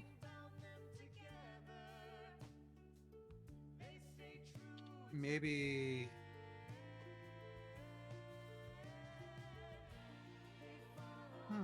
Something like I don't know. I mean, I'm thinking like Den of Mysteries, but den's probably not the right word, but like something along those lines.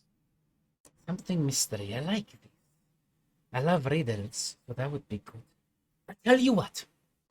The next time you come in, you present me with the top 3 choices that you can come up with for a name for the place.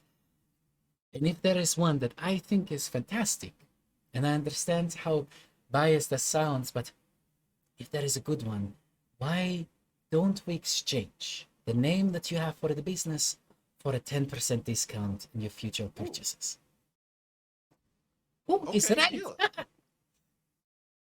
Deal. I like it. Right, I'll, well, I'll see what I can come up with. Yeah, we'll brainstorm it with the rest of the group. Yeah. oh, for sure.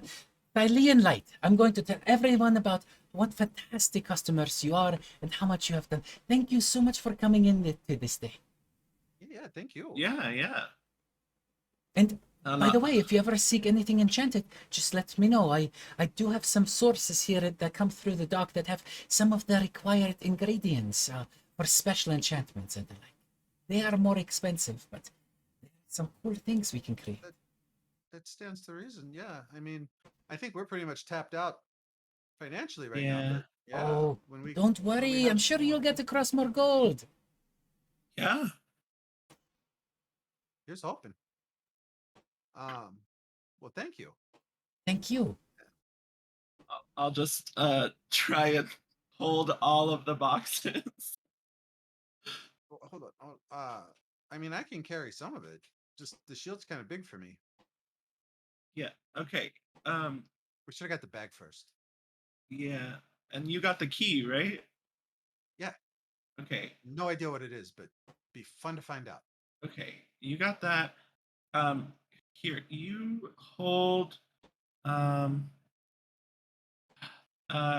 plant Oh, okay. and How big are these uh plants? The plants are actually pretty sizable overall, have quite a bit of foliage coming off of it. They're kind of like your basic office plants, but they're nice. She does take pretty good care of them. They actually have like the I mean, white it's not so vines big and that stuff like I'd that. be in there. like, They're that's not right. that bad. Okay. it's not like a ficus.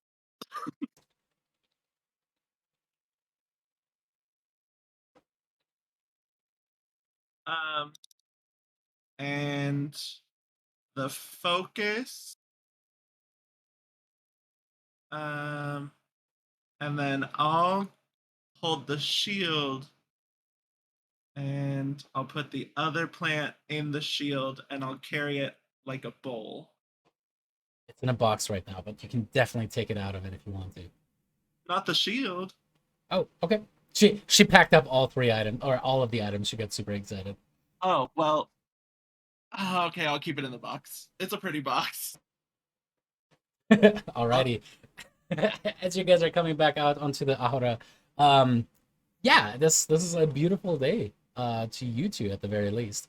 As The I only know, other thing I wanted to do was buy like 40 more arrows, and we don't have to roleplay that. yeah, you need yeah, that's arrows.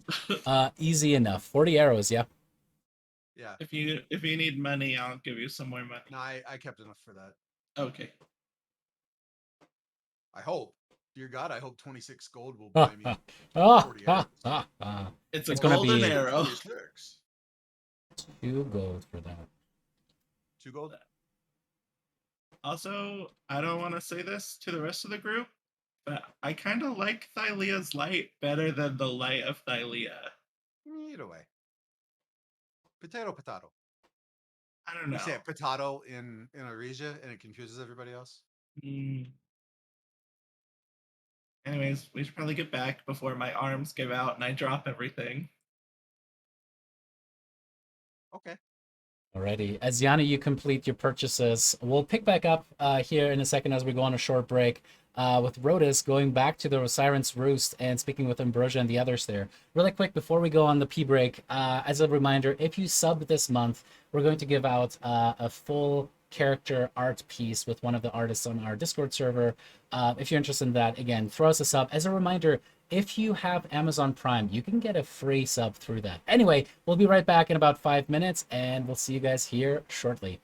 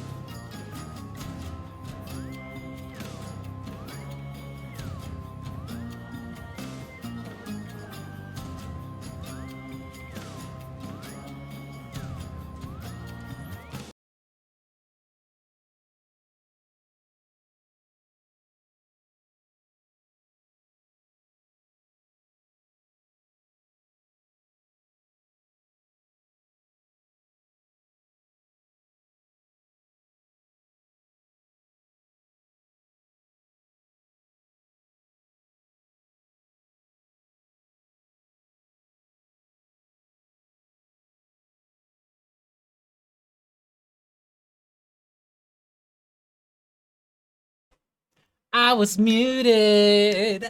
I was muted. I was. Yeah, I was just acknowledging the fact that yes, Justin is a night shifter, and due to that, if you ever see him kind of nodding off during that, it's not just because I'm boring. It is partially also still nothing. Oh, I'm muted to you guys in Discord. So it's funny enough. I was muted technically hard on the mic, and then I was separately muted on Discord. So they couldn't hear me the second time I started talking. But what I was telling the stream about is that Justin is a night worker. So if he nods off, it's mostly because I'm boring, but also because, you know, those jobs are rough. But all that aside, we are needing our music back, so I'll be working on that. Rodis, as you walk through the streets and back towards the Siren's Roost, what's kind of going through your mind so you can buy me some seconds so I can start the music bot again? I want to see my brother one more time before I leave. I also don't necessarily feel very welcome in the palace of Valis. So yeah, I think, you know, with my dad out of town, I'll just spend some time with my brother, spend some time with some unfamiliar women before I'm tied down to this old ball and chain Corinna up north in the homeland. Are you still sending a message to her too? Yeah, we'll say that I've already done that, but All right. Now, sending messages is not the cheapest thing. It's going to cost you 10 gold. You good with that? 10 gold for one message. You think I made so much money, wrote it? It wasn't just those really thin marble pillars. You know what? I'm sure she'll understand. Brutal. All right, cool. Is still in the area, or like her dad's like retinue, you know, I'll let someone like that I feel like will get the message back to them know that like, hey, I'm still following through on my oath, but like gotta avenge my mom first. So hope you understand. I mean, technically, Corinna's dad gave you a year to consummate the marriage, so you've got some time. She just hasn't heard from me at all since this oath was made, so I feel like I need to say Yep. something. All right, cool. So, send me the message if you would. That's not what I meant to do. You don't have negative 1,000 gold. As funny as that would be. Haha, you have debts. Welcome to real life. That's not why we play D&D. Alrighty, you send me the message of what you would like to have that say at a later time. That we don't have to do that right this second. You walk back into the Siren's Roost, and as far as the big damage to it has been kind of like, at least, you know, kind of superficially reconstructed. There are new chairs out now. The blood has been completely cleaned off from the places, and you do see your brother walking about, serving some of the clientele, and you see that there's actually quite a few people in there, and there's a little bit of a buzz. As you walk in, you see that there's multiple individuals talking to Minos, who has his bird kind of sitting on his shoulder there, as he's just like, huh, yeah. And then I told him that they can fuck right off. And you see everyone just kind of fawn over it. Impeccable, Ephraim. God, I wish I could go as low as that, man. Ugh. No kidding. I guess I'll go take a seat by Ephraim or not Ephraim. So Ephraim is just drinking at the bar. That's where you've been hiding. I'll go take a seat by Minos if I see that my brother's more like he's on the clock right now. Yep, 100%. Yeah, and Minos kind of like gives you an acknowledging nod of like, oh, okay, yeah, I see you here now. But then he turns back and keeps telling the story. He seems to be very intent on impressing these two women that he's currently talking to.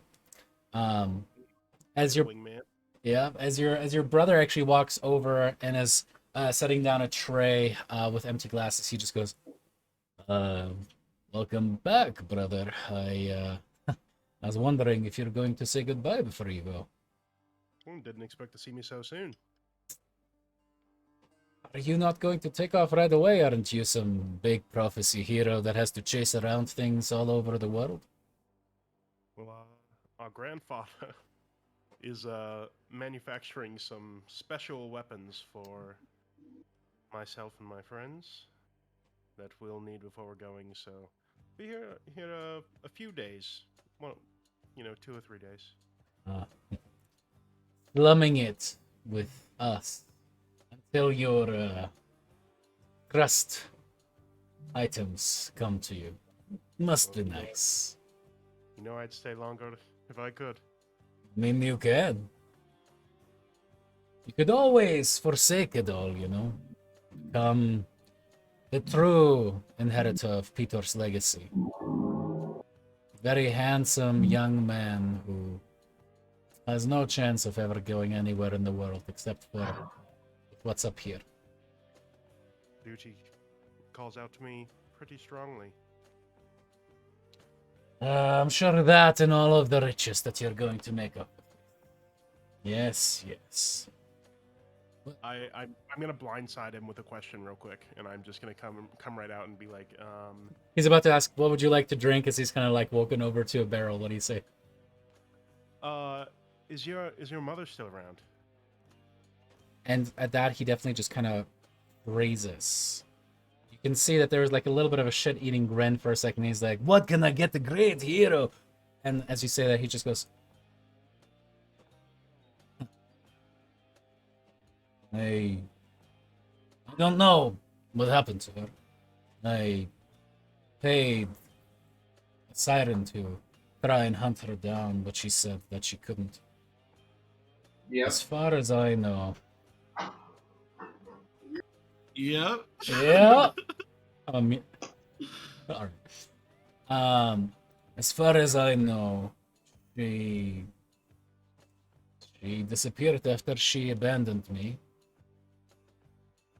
As far as I know, she's dead now. Not so different from myself. Ah. Seems both our mother and father lineages are similar. Did she abandon you too? Did you grow up in a brothel? Grew up in a fighting pit instead. Not sure it was much better. Yeah.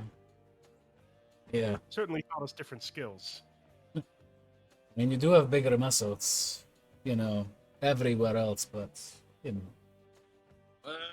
course, you're the brains for sure. Maybe we should just have a house of our own, of violence and leisurely pleasures. Open a circus of sorts one day. Sure, I can Sons of convince- Peter. Maybe I can convince my future father-in-law to make an investment. That is another funny story. I can't believe that you agreed to marriage for coin. Now who's the whore? See, I would have done it for free. So you're not a very good whore. You would have. Let's just say. Do you have a thing for this girl you're going to marry? I have a thing for girls that have things for me. Yes. Be careful, Chasing the shiny things ultimately makes you dependent on keep on running on that path after shiny things. Is that what you want, Rotus? Well, there are some things I need to take care of before the wedding. I have a year. Get my affairs in order before I settle down in Estonia. I think the place is called Astoria, but I hear you. That's what I said. Oh, I heard Estonia. I was like, I mean, that's a country in real life. I get it, but... You're gonna settle down then, huh? Are you going to be the next king of Astoria? Or daddy's just going to step down and let you take the place? I think my sister has already fought ahead of me on that path to being the next ruler, but I'll enjoy my generalship and the lands that my father-in-law will leave for me, and I think I'll live a happy life. I mean, you said you were interested in what this woman can give you. Obviously, she's the daughter of a powerful, rich man. Being the king of Astoria coin, I suppose, would become a non-issue overall. Perhaps you're aiming too low. I've had to please and entertain those of higher birth and status within Mitros all my life. No, but the palace intrigues, and the things that are associated with it. Trust me when I say, if you're playing this game, you might as well play to win. I've seen what ruling has done to my father, and I can't say that I'd be too excited to take that on. But if I need any help navigating the courts of Astoria, I'll keep you in mind. I I'll wasn't. need your counsel for sure. I was not looking for a job interview. I was just giving you free advice, brother to brother. All that shit. But I think you're misjudging that situation. You see, our father is not made to be a bureaucrat. He does not think with his brain, he thinks with his hammer and lacking that with a fist. And if he's not allowed to use those, well, then he is going to lead with a barrel to his mouth. He is a good for nothing. Except for war. He is a good warrior. Thing that we inherited to a degree. You more so than me, I suppose. But I think that the age of the sons of Pitu would certainly be an interesting age to behold. We're certainly on the up there. So, what brings you to the Siren's Roost this evening anyway, brother? Figured I should give my friend Minos here an update on the happenings of the day, and maybe settle in, see if I can't find a place to lay my head for the night. Oh, interesting. Well, it seems like Minos is going to be getting a room for himself with two different companions this evening. What about you? We'll see what Ambrosia has to offer tonight. You have many different tastes. Are you more into one? Maybe both? Where do you fall upon the spectrum? Both. Any preference? Big, tall, skinny, small? Like, what does Rodus like? Rodus likes red hair. Okay, Rick. Who's Rick? Sorry, Rick and Morty reference there. Does Rick like redheads? Oh my god, and that's just a joke. That's like such a meta joke about Dan Harmon having like such a huge fascination with redheads, so they just wrote it into the show. Beside the point. Of Rick and Morty, I have watched a lot of Harmon Quest though. Quick plug for Harmon Quest. Would highly recommend if you're watching this. So good. So super fun. Mm-hmm. So good. Hope they make more, but they probably won't. But it's so good. Yeah, the redhead that is on Harmon Quest was for a while Dan Harmon's wife, and then they got separated, and then they got back together. But they're still besties. I thought they were back together. Doesn't matter. Mm-hmm. Anyway, different show. Dan Harmon word for the week. Sorry, say that one more time. I just said that's your Dan Harmon lore for the week. Yep, had to include that one. We do certainly have Fire Ganassi that might be of interest to you. He is very good at what he does. That certainly sounds like something I'd be interested in. Certainly. I can ask for red-headed women. Maybe that is someone of interest to you. We'll get back to you. Now, enjoy. As he sets down this very sweet, almost honey-colored liqueur in front of you. She likes to call it Slam and you do, and it just, it definitely just burns as it goes down. But then, rather than having like this even worse after effect, you actually just have like this warm feeling that turns into just delicious honey. We call it Ambrosia's finest. Don't drink too much. You're going to not be able to perform tonight. As he kind of walks away. And we black screen, Rodus. Wipe. Sorry, Alright. Rodus. Sorry. Roll a performance check. Yeah, right. We want to know how the night goes. Constitution saving throw. As you guys ultimately return back towards the temple later that evening, Valis, now at the end, does have one of the Amazons bring you a little bag. It is kind of Hell yeah. it is somewhat nondescript, just kind of like the simple, rough stitched leather bag that's almost just larger than a pouch, but seems to still be smaller than what you would regard as like a normal pack for an adventure going out. As you reach inside and kind of look at it, however, there just seems to be the most beautiful starry expanse as you look in the inside of it, and you're like, wow.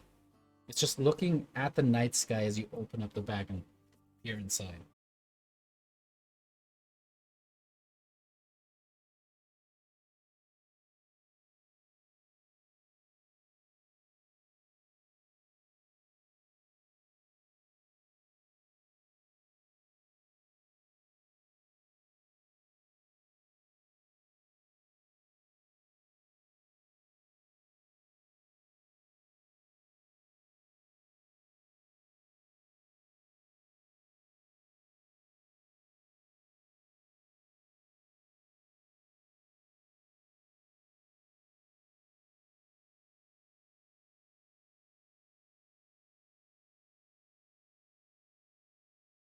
You guys, if you want to, there's going to be lots of things that you guys can accomplish in downtime activities around Mitros if you would like. What is something that kind of stands out that you guys would like to accomplish? I mean, like I said, I'd like to see if I can find some people that'll let me learn some spells from them, whether in trade for some labor or out of the kindness of their hearts, because I don't have any money. That's fair. And we're back. All right. So as we're discussing, just for you guys, since the stream has decided to come back on, thanks Twitch, we are talking about some downtime. These adventurers will have some time to prepare themselves for the next leg of the adventure, as Lyra is going to fly off in order to recover the items that Vulcan, the father of Petor and grandfather of Rhodus, is currently making for them. Now, Yanni, you're going to go to the academy and beg for a scroll. Got it. Well, there's a little bit more to What it than that. just happened? Well, that was weird. There we go. Oh, I was trying to type something in OBS and it got it down to like a different screen. So for a second, we were supported by a Raid Shadow Legends. That's great. I was like, is this an ad? I shouldn't be getting an ad. I know. I was like, what the hell? Figured it out. Alrighty. As you spent your time at the academy, you go back to So- Archimedes, To do, and I'm going to talk to Nomad about this before I do it, but I was going to say, like, hey, would you be okay with me letting them, like, examine you? No. Not even a little bit. See, Okay, do you remember where you got me from originally, friend? yeah. I was trapped away to be something nice that an aristocrat in Eresia was going to consider and put on display and make jokes at its dinner parties. I am not interested in that. I would like to be used and see the world that Thylea has become. Oh, I wasn't going to leave you with them. I was just going to let them, You see, flip through your pages. casters who find themselves in the position of having a sentient item of any kind will quickly find ways to persuade you one way or You don't another. have to talk to them. I was just going to tell them that you were Damon's spellbook at one point and let them just leaf through the pages and see if they'd be willing to trade for that. I mean, if you don't want to, I'm okay with that. That's why I'm asking. I don't want to be a dick about it. No, I'm just weary about the consequences. I do appreciate you asking for consent. Not being able to truly control my physicality can be frustrating at times, debilitating. I mean, I look at it as we're partners. So I like that. you know, That is nice. Yes. Huh. I'm just trying to see if I can find ways to get some stuff that would normally cost me money without having to spend money. But I Indeed. understand, and I'm not gonna. I won't do that. Well, I do remember when Damon was studying himself, he often would offer his transcription services at the places that he learned, studied, and ultimately taught in, and earned some coin that way if you'd be interested in maybe offering that. I can do that. All right, very well. Again, please don't mention that I'm connected to Damon. I'm just worried No, about no the worries. attention that I might talk draw. about having, met him at the Necropolis, maybe if it comes up. But I Sure, probably won't even that- offer that. That probably will play in your favor. I like that. Much Yeah, better. yeah. Much better. Yeah. Hey, David, I just remembered I forgot something when we were at the store earlier. Nope. I was. We spent 45 minutes on that roleplay, No. Damon. I don't want to role play anything. I meant to get a quill too because I don't have one. Mm-mm. I draw the line there, Damon. Yeah. What's that going to cost me? Let me look it up. 21 gold. Minimum. Oh, wait, no, just kidding. 24 gold. I don't remember how much you said you had left. We'll just You got mark the it second down time. at 5 silver pieces, and you're now the proud owner of a quill. Cool. Was it ethically sourced? You're not sure about that one. I'm going to say it was made from one of Medalia's own feathers. She did use her own feathers for it, so absolutely. Cute. She's so nice. I love her. All right. Now, as we're going into the period where you guys are going to have some time to prepare, you at least have 3 days to work on different kinds of things, or explore certain other roleplay paths for you guys. What, if anything, would you guys like to do? And again, it's going to take Vulcan some time, so that includes you, Lyra. You're gonna have to wait some time before you actually fly out, unless you want to just gonna hang out with Simon at the mines. Yeah, it's a hard pass. He was so cool, though. I kind of don't get the. Anyway. It's the chaps, isn't it? It's the fact that he just wears chaps and nothing else. I think it was Yeah. It's an apron. It kind of was just the whole persona. No. Simon was cool. After we realized he wasn't trying to kill us, even though everything did happen after he showed up. I mean, to be fair, it was bold of him to claim an entire abandoned mountain mine. Right. He was just like, this is my mountain.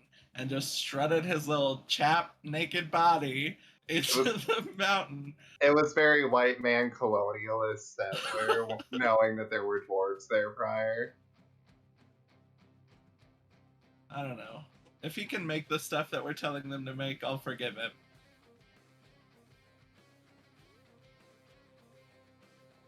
Rotus will spend his time fighting just enough to pay for as many.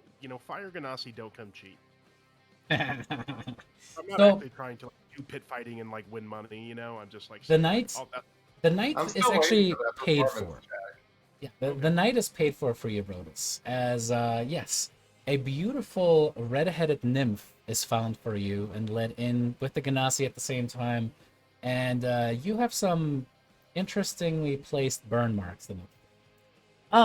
And Okay. as far as pit fighting goes, Jesus. there is one asterisk to it here. There certainly is actually pit fighting in smaller gladiatorial arenas throughout the lower reaches of the city, in the more seedy places, and specifically surrounding slave market. The way that you earn coin in pit fighting is by defeating and killing Minotaur slaves.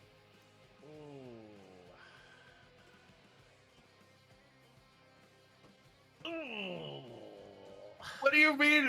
Why is this even a decision for you? Not gonna do that. There's no other fighting here. Nothing that is sanctioned the same way that it is, unless it's around the Great Games. All right. Well, so do I know who comped my stay? Your stay, Ambrosia, because again she had sponsored you guys. You guys all get to split 1,000 gold and enjoy a night at the Siren's Roost on her. All right, never mind. I'm really gonna capitalize on that. Take Yeah, advantage. we all got a ticket. A ticket to your Ferris wheel, right? Bringing it back to Bo Burnham for always. I'll spend the time broing out with Minos and hanging out with my brother, surrounded by beautiful women. Sounds amazing. Alrighty. What's the scene around Beatrice, like after the games? Like, are there a lot of parties going on? Are there parades? Are there any holidays coming up? Like, what's going on? The Great Games were kind of the big celebration, right? Just because that is something that has been held for just now at this point centuries. It is a huge celebration where all the cities, even even the Regia and Mitros, put their war aside. Even sometimes they'll pause wars to make the Great Games happen, right? So that's how important it is to people. That was then, or the Great Games punctuated, really brought a period to the terrible rains that Sidon had brought. So yeah, people are out and about celebrating outside every single night. There's a lot more of a nightly life that you can enjoy, and especially in the lower parts, the Stygian Row as it's referred to. Okay, I want to go see, like, listen to like street performers and bard songs and stuff, and see if I just like hear anything in passing. Alrighty. In that case, hang on one second. Gonna find my notes. Thank you. That was it. That was the bard song that you hear in passing. Let me find my notes. That. Oh. Can I get a little more toss a coin to your Witcher feel with that? I'm not a good singer, so I'm sorry about everyone. I'm sorry about this, but toss a coin to your Witcher, oh, Valley of Plenty. All right. Sure. As you listen around, go ahead and make me a D20 roll, if you will. Alright, one sec, because I got a cat in my left hand.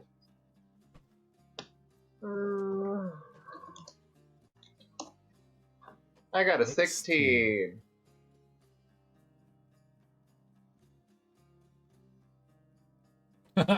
All right, and then that was actually a fun one.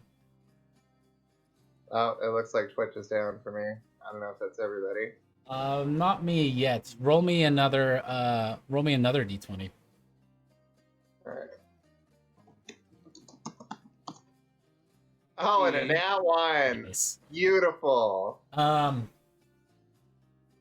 As what you actually see seems to be this very portly looking herald, someone who's just announcing things to the great city of Mitros, standing upon a small wooden box. He's just like, and you know, the great games have come to an end with the grace of Acastus blessing us and the light of Thylea competing. However, they were not able to place first amongst the relay, yet bringing at least some honor to the city. In other news, Sidon has been beaten by the genius of Acastus, who was able to negotiate peace with the Titan. However, the tension between the gods continues as the person is kind of like, again, addressing things to the passersby, kind of a news crier of sorts. You see this old man kind of walking around looking somewhat confused. You see a little bit of just like a tuft of a pointed gray beard, kind of like somewhat slanted eyes. As he kind of looks around, you immediately recognize this to be a man that is originally from Aresia. probably in his 60s or so, human, as he walks around, the little tufts of white hair that is just poking out on this bronze helmet that is kind of hanging off the back. He has kind of like a pristine looking red mantle that runs down the back, bare chested, actually relatively ripped. He's kind of like an Iroh in that way, but more skinny as he walks around with a little bronze spear. Seems to be kind of confused as he puts his hands on his hip. And then kind of spots you, Casaria. Walks over and goes like, Excuse me, young lady, I seem to be lost. Could you direct me to Mount Vulcan? Out of character. Is this Yanni from the future? no, this man seems to be human, fully grown. But Okay. other than that, literally impossible to tell. Very much could be Yanni from the future. Oh. Okay. Well, I'm gonna point him in the direction. I'm gonna point in the direction of the Mount Vulcan and be like, it's a little ways away. You got business there, or? Yes, actually, I promised myself that this year I would finally make it to the Great Games and compete. I wanted to bring honor to Aresia for many years, and I was too busy fighting the wars. I'm just glad that in my retirement I will finally be able to bring honor to the city. I hate to break it to you, but you're gonna have to wait another year, sir. Oh. Why? The Great Games just passed. I participated. Oh, no. Oh. Oh. This is terrible news. Are you sure? I'm fairly certain. Do I look like the athletic type? But I still got dragged into that damn race. You competed in the game. For a brief stint, I was trying to just be a cheerleader. Oh. Ah. By the gods. What shame I bring upon Aresia. No, this is... I feel so bad now. I mean, if it makes you feel any better, and a region came in second place because he was on my team. What's his name? Yanni. Yanni. I've not heard of him. Is he a sergeant or a general of the Arisian army? As far as I know, he's just this man's bitch. He's what? He follows him around because he's his bodyguard. Well, that does not sound like an Arisian. I mean, I can introduce you since your schedule just suddenly cleared up. I would like this. Yes, that would be nice. Okay. Follow me, and I'm gonna start searching the crowd for Yanni. Okay, sounds good. I mean, again, Yanni is doing his Fucking own like thing. Fufu too. Yeah. Right. No, that's what I mean. I don't know, like, where his quest for magic you know taking him, he's so- over at the academy. Right. But as you're walking, suddenly you hear something flying through the air. So you're hit in the forehead by what looks like a copper coin. You see some blood on the coin as it hits upon the marbled pathway there. And suddenly in like the busy walkway, there's a little goatling just going and turns around and just kind of shows you full cat butthole, and then just runs off. Can I still catch up to him if I were to dash? You could certainly try. Go ahead and make me an athletics check. I want to grapple this man and try to make a petrifying gaze. Jesus Christ. In the middle of Metros, you're gonna be committing some curse shit. Do you actually want to give away that you're Medusa in Bright Daylight? We'll just say that the thought crosses my mind, but then I remember what I'm doing. The old guy's Is like, that 'cause I "Did you need to just find hear hissing Yanni?" snakes? Yeah. Yeah, I'll say I have trouble keeping my cool, and like the glamour kind of like fades out for a second, but then I just brush it off and go back to finding Annie. As the man kind of like had been jogging after you, and like while he's kind of doing that little man run where he's mostly just kind of like going from side to side, he was actually pretty fast. Like he kept up with you pretty well as you guys stop. He's not even really winded. He's just like, so what are you looking for? What was that thing? Little goat man. Oh, I've heard of these things. Terrible little Yeah. creatures. We try to kill them whenever we see them. I'm surprised they're allowed within meters. Next time you do, kill one for me. I will. Thank you again for helping. As you guys head on over towards the academy, we'll actually switch over to Brissa, just because Alex hasn't gotten all that much limelight tonight. Brissa, with your downtime, what would you like to accomplish? I was muted. I was just gonna spend my spells like helping people and my lay on hands, helping people. So Brissa, that's all Brissa was gonna do. Just healing people. She could do 5 diseases and then cure wounds 6 Alright. times. As we'll count that as some religious downtime activities too. Do you end up spending any time with Sai practicing? Oh yeah, I guess I'll spar a few rounds with him as well, but I'll make sure that I grab Rodus or someone to be there at the same time so that he can't corner Brissa.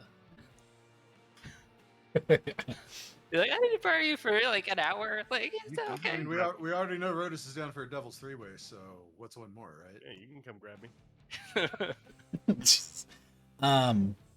A little Arc de Triomphe. Jesus Christ, guys. Alrighty. You can either make me an intelligence religion or a charisma persuasion check as you're working at the Temple of the Five, kind of like most of the day, and then sparring with Sai in the evenings, we'll say.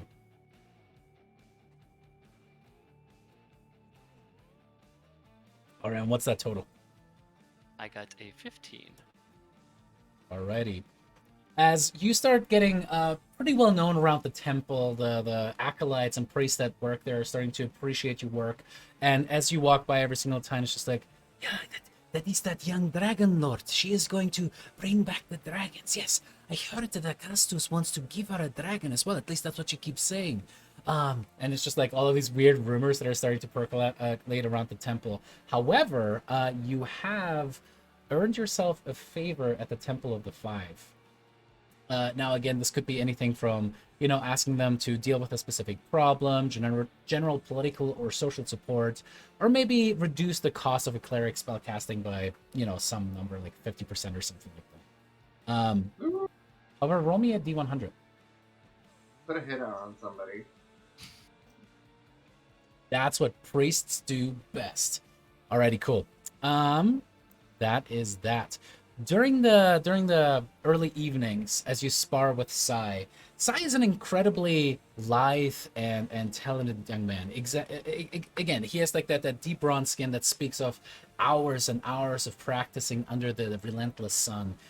His slanted eyes always have a little bit of that smile at the corners as they consider you as you guys spar back and forth. Rodus, did you agree to spar with them? Yep. Alrighty, cool.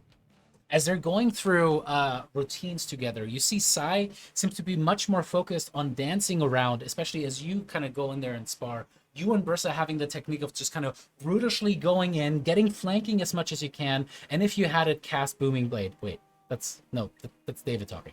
But as you guys kind of go in, definitely more the aggressive physical style that you guys have, relying on your strength. Sai, on the other hand, seems to kind of dance around, trying to dodge out of the way as much as he can, waiting until you tire out, and then he suddenly goes on quick strike offensive techniques, using his shield in an effective way, and then kind of like taking the blows to the side as much as he can, and then trying to strike in very precise moments. Brissa, you notice that there's something to that style that you've been, in a way, trying to emulate, where he seems to be both more defensive and lithe on his feet than you have been, trying to use the spear in a way, but just it's just beautiful that striking in defense that he's able to alternate back and forth. After one of the sessions, he just kind of like, wipes away some of the sweat with a cloth as he looks over towards you. You fight really well, but you seem to just always rely on just striking hard. That makes sense for the big guy. As Rhodas is definitely just like taking this entire barrel of water and just letting it run over himself. Oh, by the gods, he's strong. But yeah, it's just like the short hair is just kind of flicking about, the golden light just running and shining through the water from his body. Boom, boom, boom. As we're going to be selling a Rhodas calendar coming up in the next year. Ooh.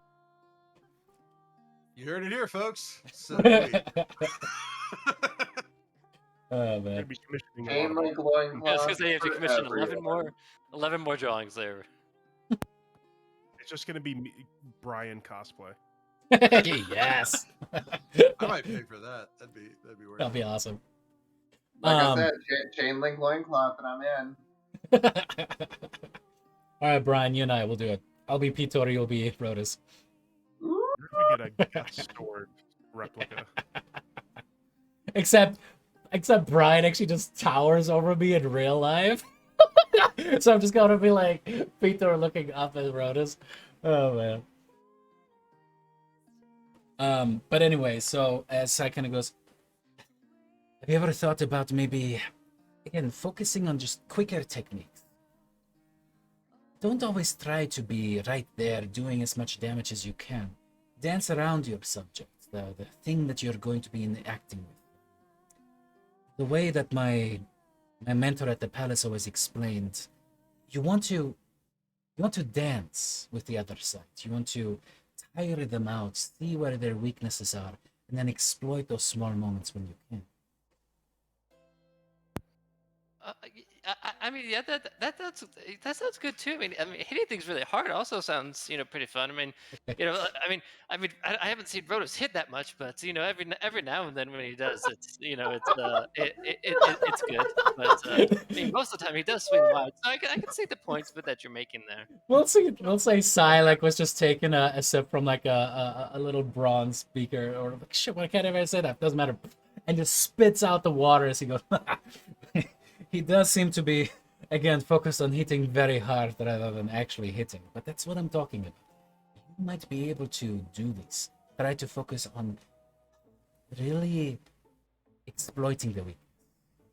A big guy like Rotus, he will put a lot of energy into as many swings early on as he can. But when he tires out, that is when you want to move in and really exploit it. Try it. Did I say, what did I say? Did I say Pitor again? Did I say Brian? No. I said try it. Like you. Oh, like try it. Okay, Bring go it. for it. See what happens. I think that's actually a good idea. I could try it.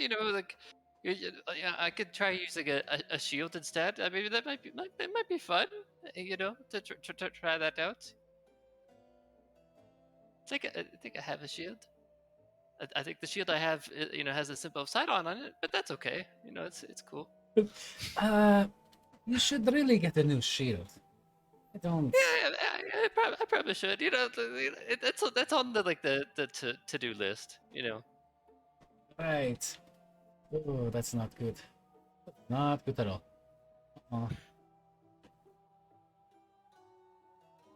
Alrighty. What I would like you to do is make me an acrobatics check. With advantage on this one.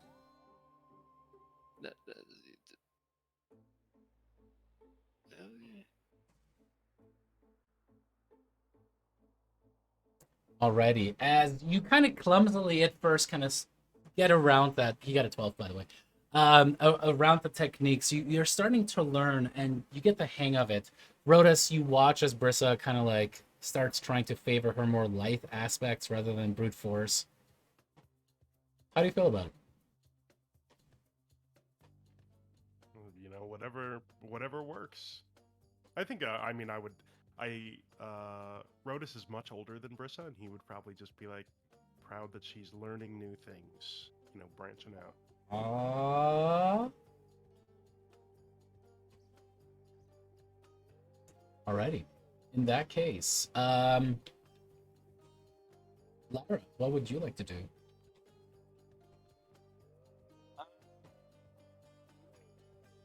I didn't really have anything else that I could think of that I needed to do. I'll bring back Blue, but in secret. As you cast him back forth, he's like, so anyway, then I... What the fuck am I back? No! I thought we were done with this! No! Did you not? You sacrificed me, you killed me. I was back, I had all convinced them that you are just enslaving me, which technically is the truth, and then you fucking bring me back. What the fuck are you doing this, eh? What are you doing this to me? You're the worst. Yeah, And then you have nothing to that's say for true. yourself! Ah! And he's just kind of like jumping up and down with his little impish frame. Well, in a couple of days, you're gonna meet the fam, and then I'll just dismiss him. No! Disappears. Well, that was anticlimactic. All he does is yell. I don't want to listen to him yell.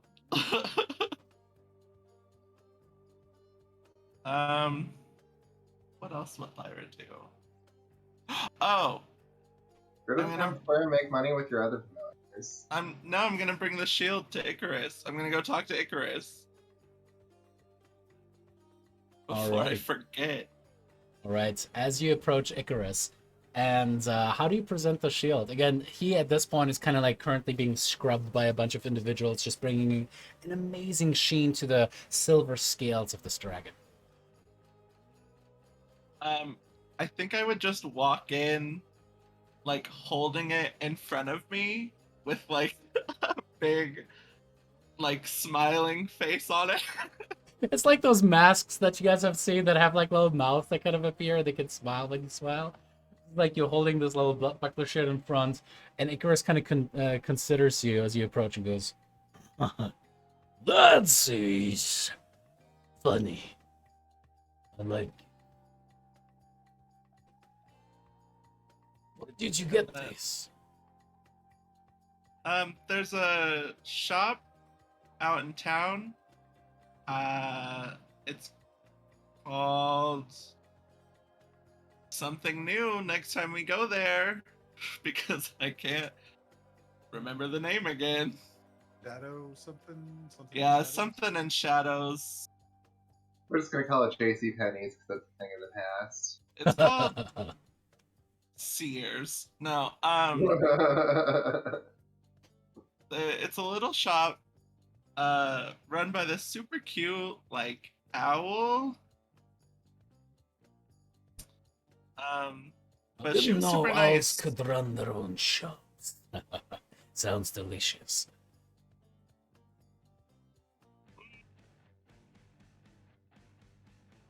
Yeah, I mean, apparently she makes magic stuff too. She made this really cool hat that I bought for Yanni. But she has this shield, and then and it does this, and then I'll make it a sad face. And it kind of like bobs up and down as the people cleaning the scales kind of have to step back so they don't get shredded like a cheese grater by the scales, and they kind of give you a dirty look. Oh, that is cute. I like it. Do you want it?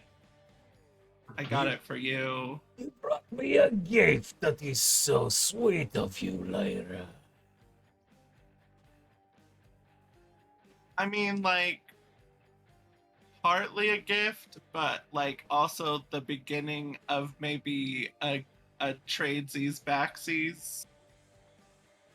Oh, for the friendship gem you and Brissa share, yes. Yep, that's the one. I think she wants As to go to Sadie Hawkins. you see a sly smile upon the draconic face kind of curling upwards as he looks towards one of the attendants who just kind of gets a little flush in the cheek and tries to look away from you, Lyra. Make me an insight check. Oh no. Are you bad at those? I'm bad at everything. Persuasion. Yeah, I cast me got an a Eldritch Blast. one.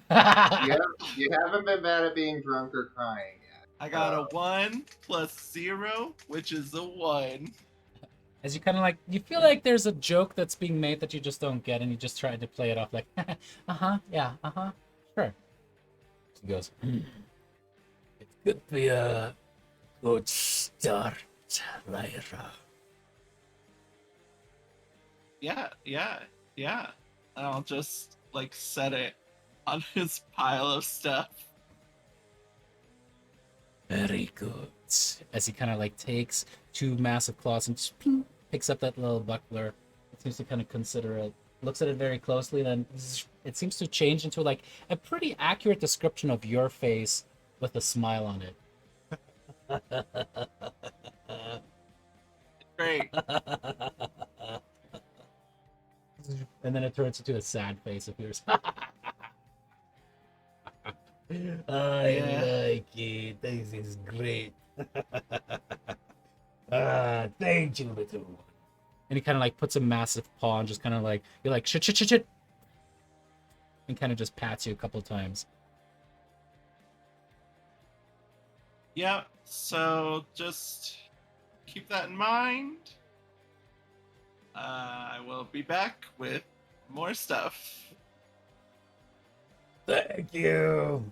Come again soon. And he keeps playing around. And you see the last thing that he does is kind of like this incredibly stupid looking face of a Castus as all the temple people kind of just go, or damn it. The palace people go like, and they try to like tell him like, you shouldn't do that. And you kind of just walk around the corner at that moment. Anything else that you'd like to accomplish? I think that's pretty much it. She'll probably just relax because she's gonna be flying for a while, so she's just That is the gonna truth. store up some energy. Is she gonna get her Turbo nails did?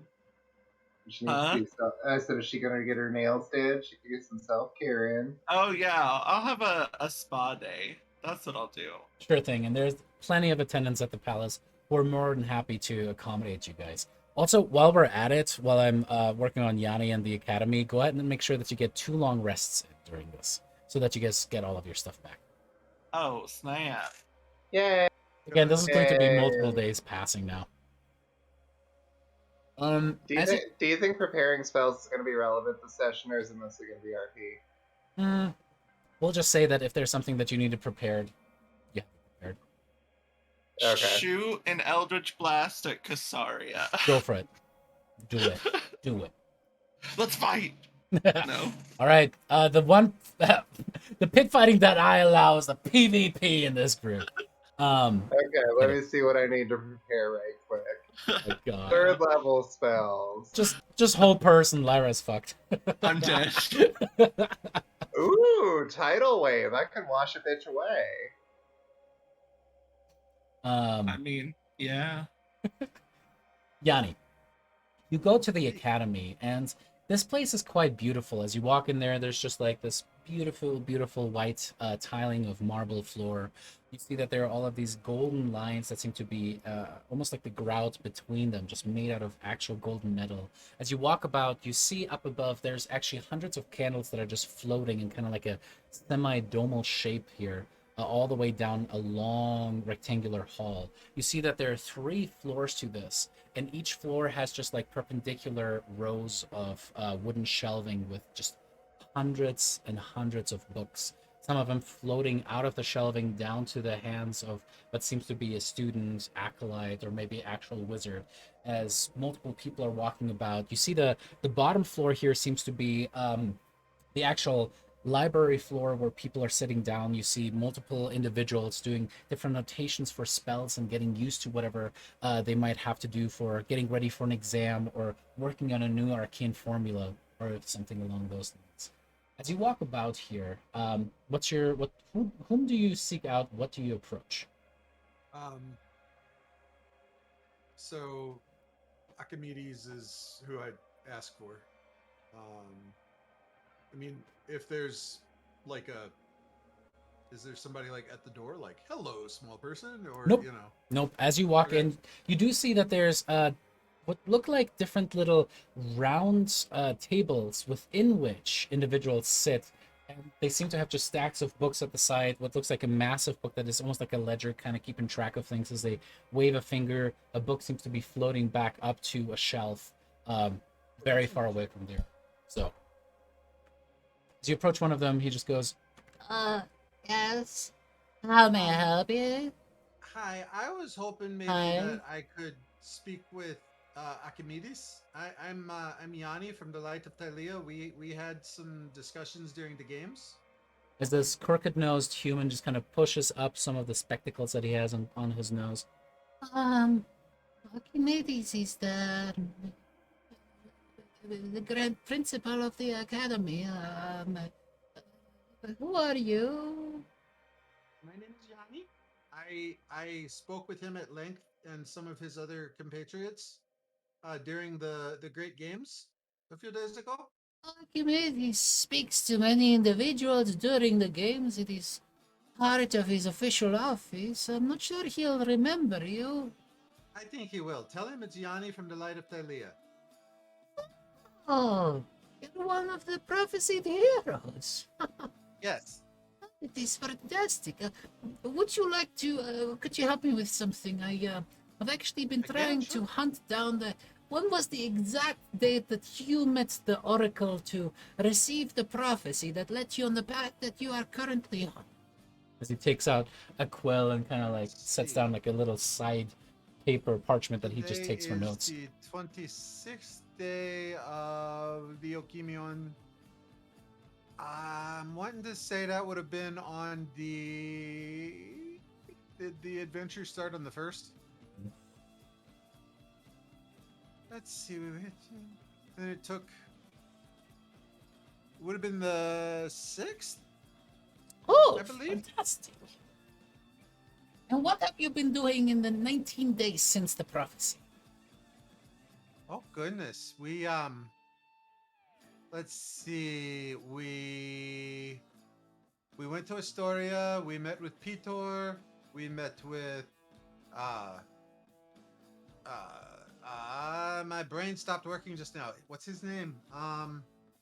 Aesop at the temple of the Dragonlords. Yes. We met with let's see. Oh, we met with Vulcan. We cleared out the mithril mines.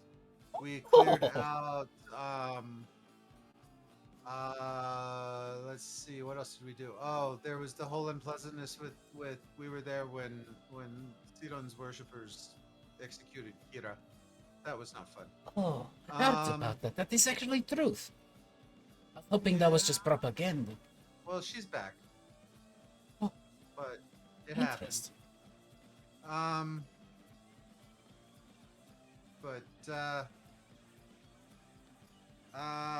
yeah, we let's see, we went to the Mossy Temple and Oh, I thought that was a thing of legend. It actually still nope, stands. it's real.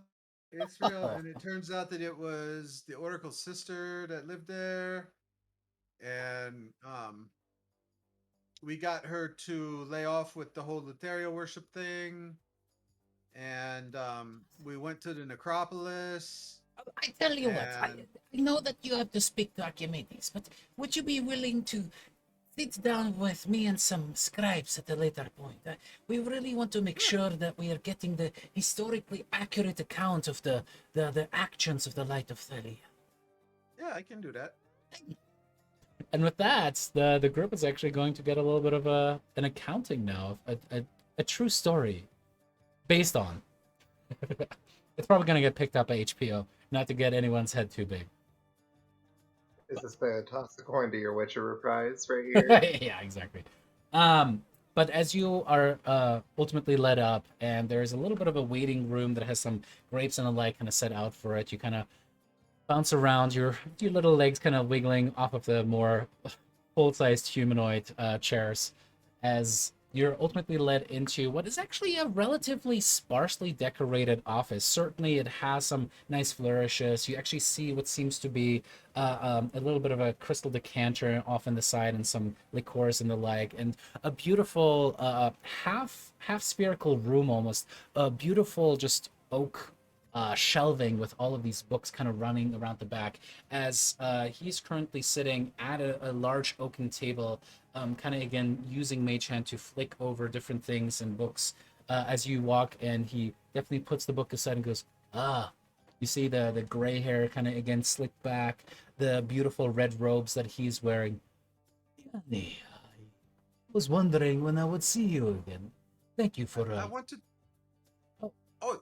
Yeah, no, thank you for seeing me. I appreciate it. I wanted to. You're a man without the rounded corners of refinement, cutting straight towards what you wish for. I commend you for this. I think I I was have. just gonna say I wanted to come and talk with you some more because I enjoyed our discussions. Please. And he kind of like, you see a chair kind of pushing out for you to sit down.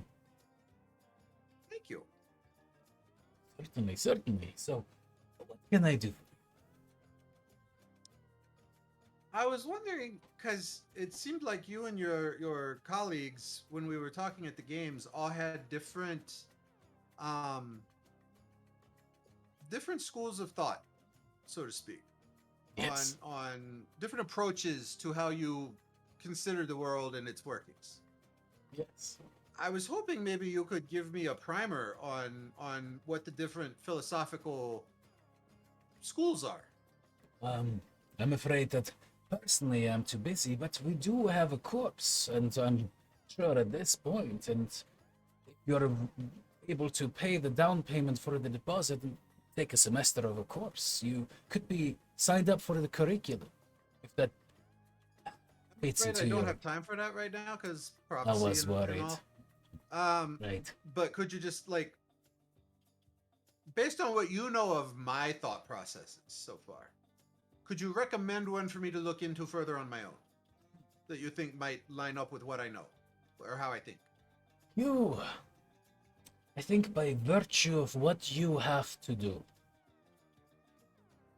pragmatism is the school of thought that I believe will fit and suit you well for the challenges you will find in the real world, outside of the hermetically sealed thinking processes that we find within the academy.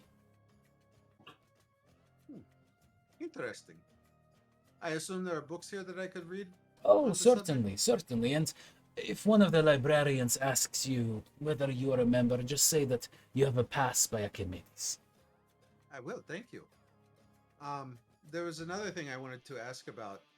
Certainly. And this one's a little more. I kind of need your help, Okay, if you can. certainly. I my while my understanding and my magical abilities are growing every day, Mhm. I have had limited access to spells to learn. I was wondering Ah. if there might be some way I could trade like some time transcribing things for you in exchange for a spell or two or three of basic abilities that I might be able to use on my journeys. I don't have any money to purchase them, but I'm willing to trade labor. You see, normally only, well, professors and those who have graduated from the academy as their alma mater become the ones who can actually provide these services. Besides that, you're a hero of prophecy. Who would we be to turn you aside for this? I think in this case, let us make an exception. Mind you, which level of spell mastery have you been able to accomplish? I mean, the most powerful thing I've been able to do so far is to counter another wizard spells. So the third circle of mastery. Interesting. It is a quite difficult technique, especially for a young wizard such as yourself. Yeah, I feel like I have a lot of room to get better with it. But all in all, we have heard tales of those who are able to master up to 9 circles of pain mastery. But Wow. those 9, level- huh? at that level, you're starting to challenge the gods themselves, they think. You know how you that think- can go. Do you think Damon was at that level? I believe that Damon was a very accomplished wizard during his time. He certainly was able to seemingly survive a clash with the Titans themselves, so I would not be surprised if he had mastered the penultimate of circles, yes. I'll have to ask him if I make it back to the necropolis. Is that what he... Telemok? Yeah, he's Ah, I think he said he's a lich, is what he called it. you see Akimede's eyes kind of go wide.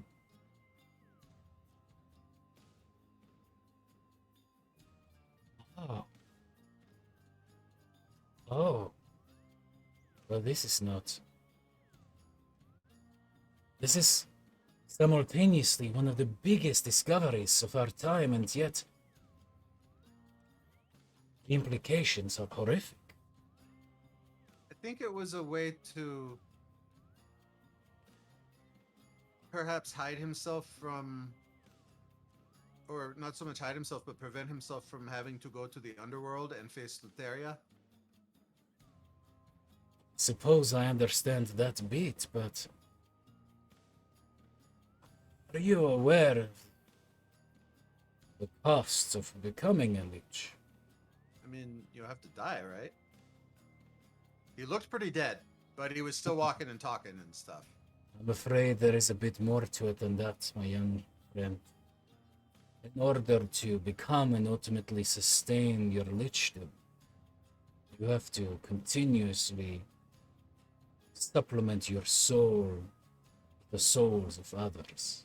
I suppose being at the necropolis, those who seek to steal the treasures of the Dragonlords find untimely demises. Maybe I Maybe- misunderstood. Maybe he's something else then, because he didn't seem.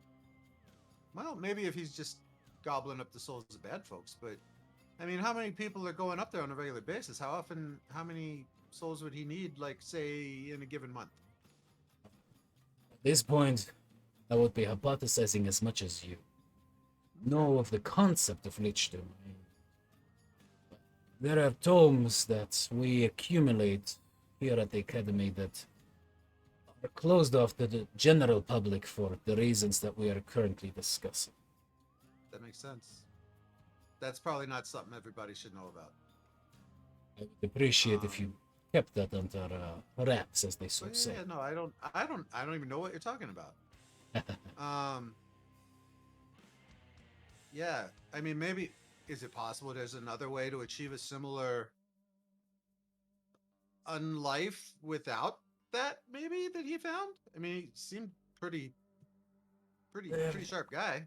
There was a method that Aesop once described to me in the olden days. Apparently, the Fey folk were able to bind their souls to places of power, to the ley lines of Thylea,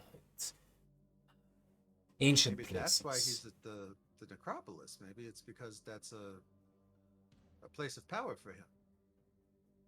Could be. It would be. I can't imagine why else you'd want to hang out with a bunch of corpses.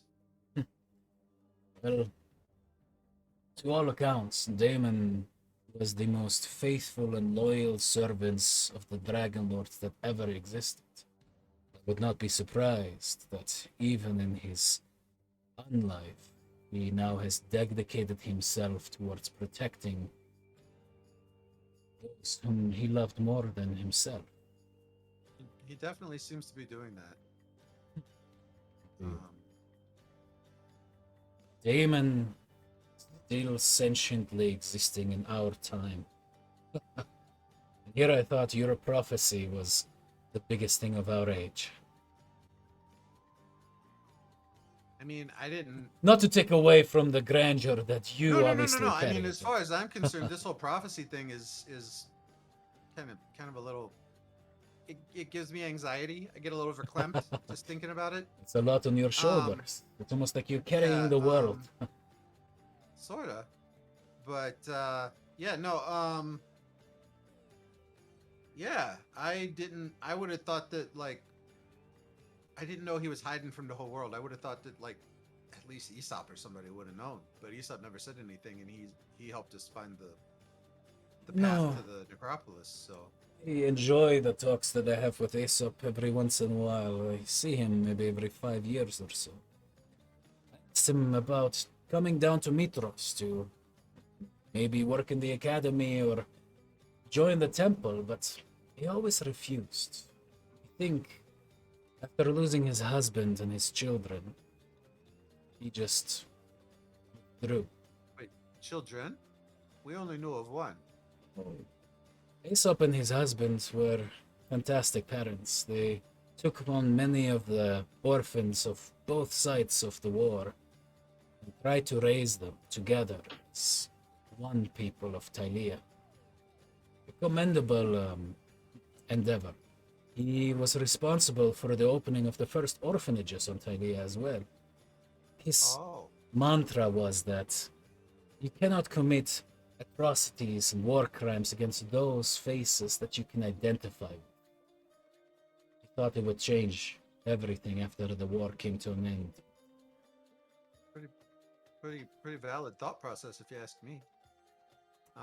If only if Maybe when history this is all had done, been... I'll go and try and Yeah. start some orphanages back in Arisia because we don't have them. Heard that Aresia values strength above all else. You could say that, yes. Well, Needless to say, I hold up my little chicken wings. I didn't really fit in there very well. I gotta do it. Chicken wing. Yeah. I do wonder sometimes how Queen Helen is holding on to power as she is, but then again, the highly militaristic society that Aresia has, I suppose, is a self-perpetuating societal phenomenon in a way. I suppose no one is really going to rise up against their neighbors when their neighbors are just as fanatically imposed on war as they are.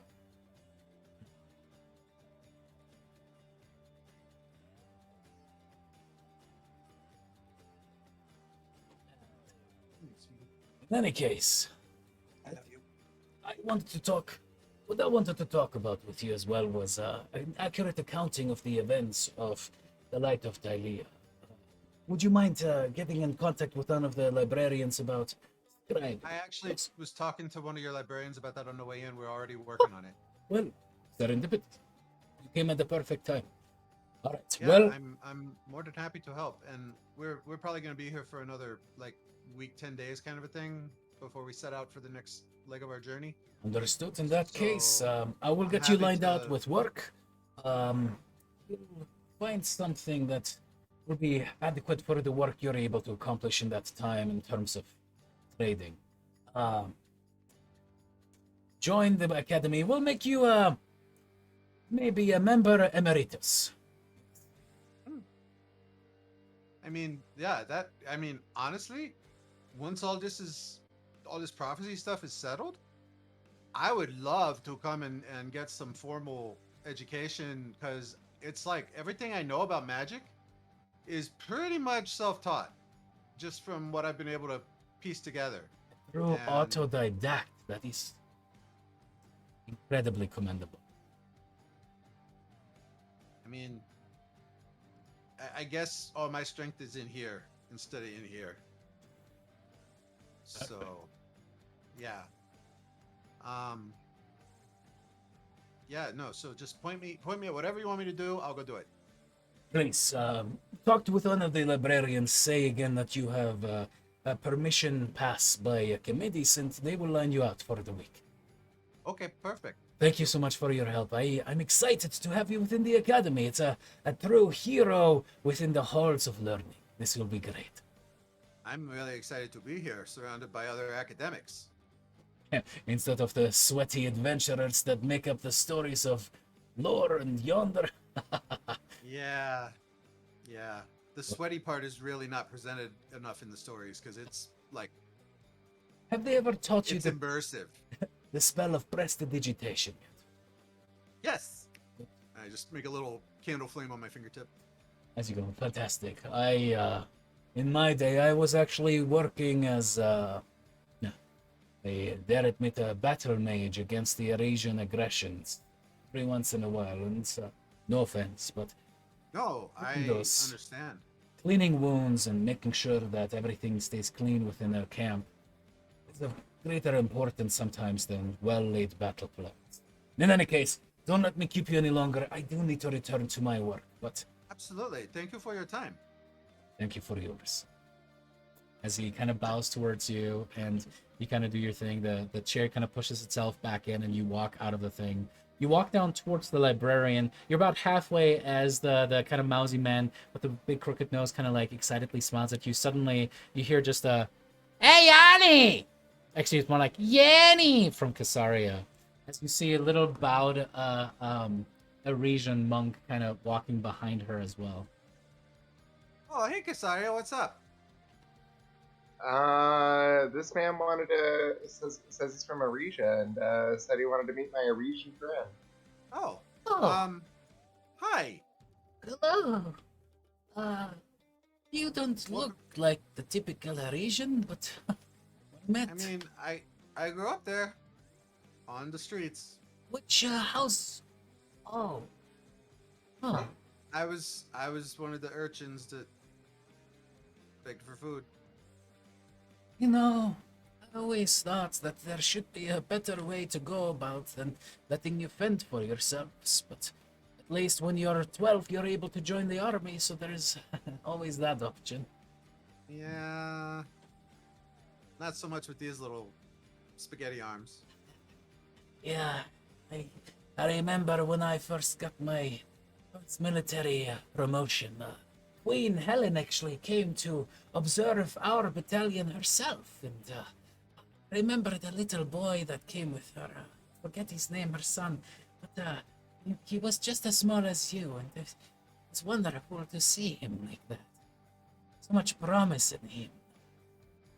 What was Cytus? That's right. She called him Cytus. Cy for short, I think.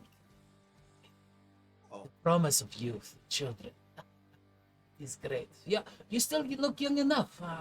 You can't be what, older than 8, 9? I'm like, I think about 19. And you seem kind of like go up a little bit. Oh, it's always so hard to tell with the short folk. I mean, apologize. Yeah, I'm a halfling. We're not the most common thing in Aresia, granted, but Forgive my dishonors, mister. no, it's okay. I mean, I'm sure plenty of halflings are, you know, pretending to be young kids just to milk money out of adult humans. I do hate the sight of the homeless in Arisia. It is something that just does not fit our great splendor of the city. Yeah, you'd think they'd put more people to work. I mean, they do, usually when you little ones get caught. True. What was your name? Pitos. Bitos? It is nice to meet you. I'm Yanni. Nice to meet you too, fellow Arisian. What brings you to Mitros? At this point, dishonor, I suppose. I was going to Dishonor. compete in the great games, but alas, it seems I missed my opportunity this year. Oh, yeah, only by a couple of days, unfortunately. Ah, we just got caught up in this terrible storm, and then once it cleared up, we thought we Oh, could make it yeah. in time, but Yeah, We it could took- thank Sidon for that. Yeah. and he actually like the- kind of like takes a loogie and almost spits on the ground, and then kind of sees how nice it looks here and kind of swallows Yeah, the loogie back I'm down. right there with you on that, and so a little bit conspiratorially here. Look, you're gonna hear some people out there on the street saying that it was Acastus who put an end to all that. It was actually the gods. Mm-hmm. And he kind of like Just so you know. does a couple slams with his spears. He goes, that's right. This King Augustus is a child. I However, don't know about all that. I'm a little But- worried about this talk of dragons. this can't be right. This is propaganda, yes. I don't know anything about that. I mean, that's crazy, right? Yanni, make me a deception check.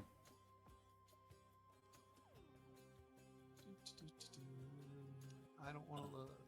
Well, that is good to hear. It would have been terrible news if Mitros had somehow acquired dragons.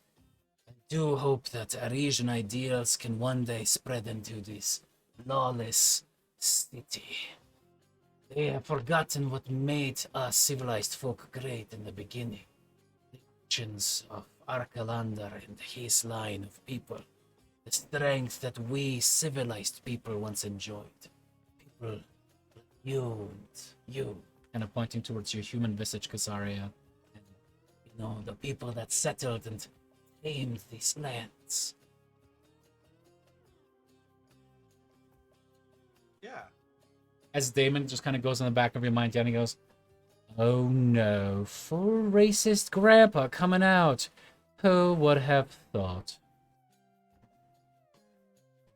I'm gonna just mouth the word sorry to Yanni, since I didn't realize that he was racist.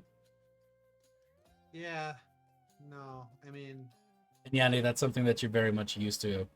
Most people in Arisia are. yeah. You probably know it better than I do. You've been living it longer. I have. Anyway, it was nice to meet you. And he kind of does like a bow towards you and then towards Casaria. I better get back home and prepare for an earlier voyage next year. If the gods are good, I will still be alive and fit. Here's hoping. Five be praised. As his little body kind of like turns away and he starts shuffling out of there. Okay, look, Casaria. Don't go telling people I'm from Arisia if you can help it, because they might actually be like hunting me because I stole some shit when I left. Oh. Well, that would have been good to know. I thought I said something about it, maybe not. But yeah, so yeah. I don't think he's a bounty hunter. So we're probably okay. He suddenly turns around. There is a metal Maybe put it helmet back on there. for just in case. What looks like a T of a glass, like opaque thing in the front. He says something about this is the way. Yanni, roll me a death save. Just straight to the death saves, huh? Straight to the death saves when that's a Mandalorian. Yeah. Justin for a second was like, wait, this is for real? Yeah, what? Alrighty, cool. Brissa continues her training. Rhodas, you help out with that. Lyra, anything else that you wanted to tack on? Casaria, the same thing as Yanni. Go ahead and make me an Arcana check.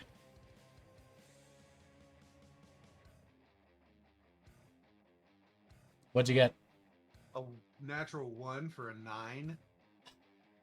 Alright, so Yanni, during your time at the academy, you're just not used to this academic lifestyle, and you have like shorthand. You certainly know how to write because you kind of taught it to yourself, but it doesn't fit the very rigorous requirements for very finely crafted scrolls and the like. And as you try your best to keep up with the very rigorous requirements, after the first few days, the librarian, who was very excited to kind of overlook your things, just kind of goes, Young Lord Yanni, this is the reason why you go to the academy, to learn these ways before you just rush in and then try things that are just over your head. You have no. I really didn't know that I was this far behind the curve.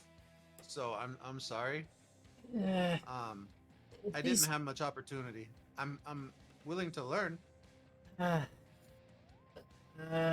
you have already wasted quite a few supplies. That's fair. Why don't we? I will put in a good word with Archimedes. Still, maybe you can partake in a summer course or something later in the year, and maybe do some remedial academic work. Yes. Is there anything else I can do to be of use around here? Just like sweeping the floors or anything? Sure, but as Arbiter Archimedes told me, you are trying to do is earn yourself some knowledge in the form of a A little scroll. bit, yeah. I'm afraid this will not do. I'm sorry. I'm too. I tried. Try harder next time. But you did very well. You can do this. Maybe do some extra night work or something. Work on your scribing. I'll practice It's my penmanship. terribly sloppy. And all of your letters are just 7 times bigger than they need to be. You need to just tight geometric lines. Why do you not use a ruler? You always eyeball everything. And then the formula What's a ruler? stuff. Ah. You mean like King Acastus? I don't think he's gonna help me. No. Do you see? And he kind of points towards all of the implements that you've just been kind of ignoring. It's kind of like looking at, when someone is a very specialized field, and you're like, I don't fucking know what any of these tools are. You've just been kind of ignoring that and trying to like eyeball draw these spell scrolls. And he's like, this stick, it is very much made so that you can draw as precise lines as possible. It makes Oh, yes. that makes so much more sense. Next time, you keep practicing, and maybe Archimedes will be willing to waste another 100 gold on you. As he kind of just walks away. Malaka. Alrighty. As we wind down the days, Lyra, you go to Queen Valis as she puts her hands out for you to place them inside, and you kind of do. She seems to just kind of focus inward for a second, and suddenly there's just like this golden light that slowly starts to shine off of her body, then seems to kind of come down, and then pulls into yours as you suddenly. It's like the weight that Yanni described of having all of the stress about the prophecy seems to just kind of lift. Everything seems to be brighter, happier, more amazing. As Valis just kind of takes your cheeks and gives you a very stern look and says, again, I will not let you abuse this, and if you ever should find a way to replicate this, don't. People develop terrible addictions to these types of magics. We're doing this so that you can fly. 100%. That's about to be Thylea in Be cool. Breaking Bad. I won't replicate it if I figure out how. She walks away, and there's just like a Pfizer thing on the back of her toga.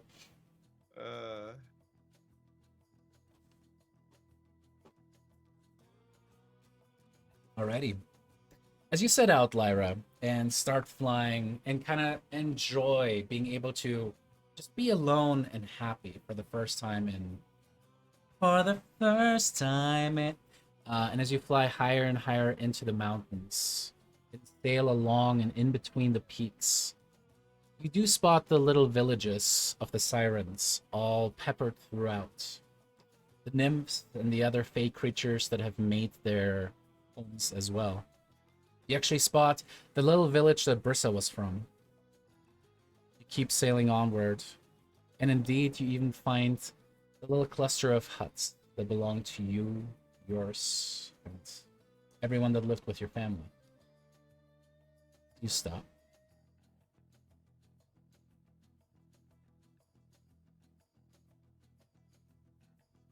No. As there's just this little moment where your heart kind of just like contracts a little, and suddenly there's all of this green fur on you. But then the magic seems to kind of wash that feeling away as you turn back away from being the Grinch. Keep flying on. But as you do, you do look down. Make me a perception check.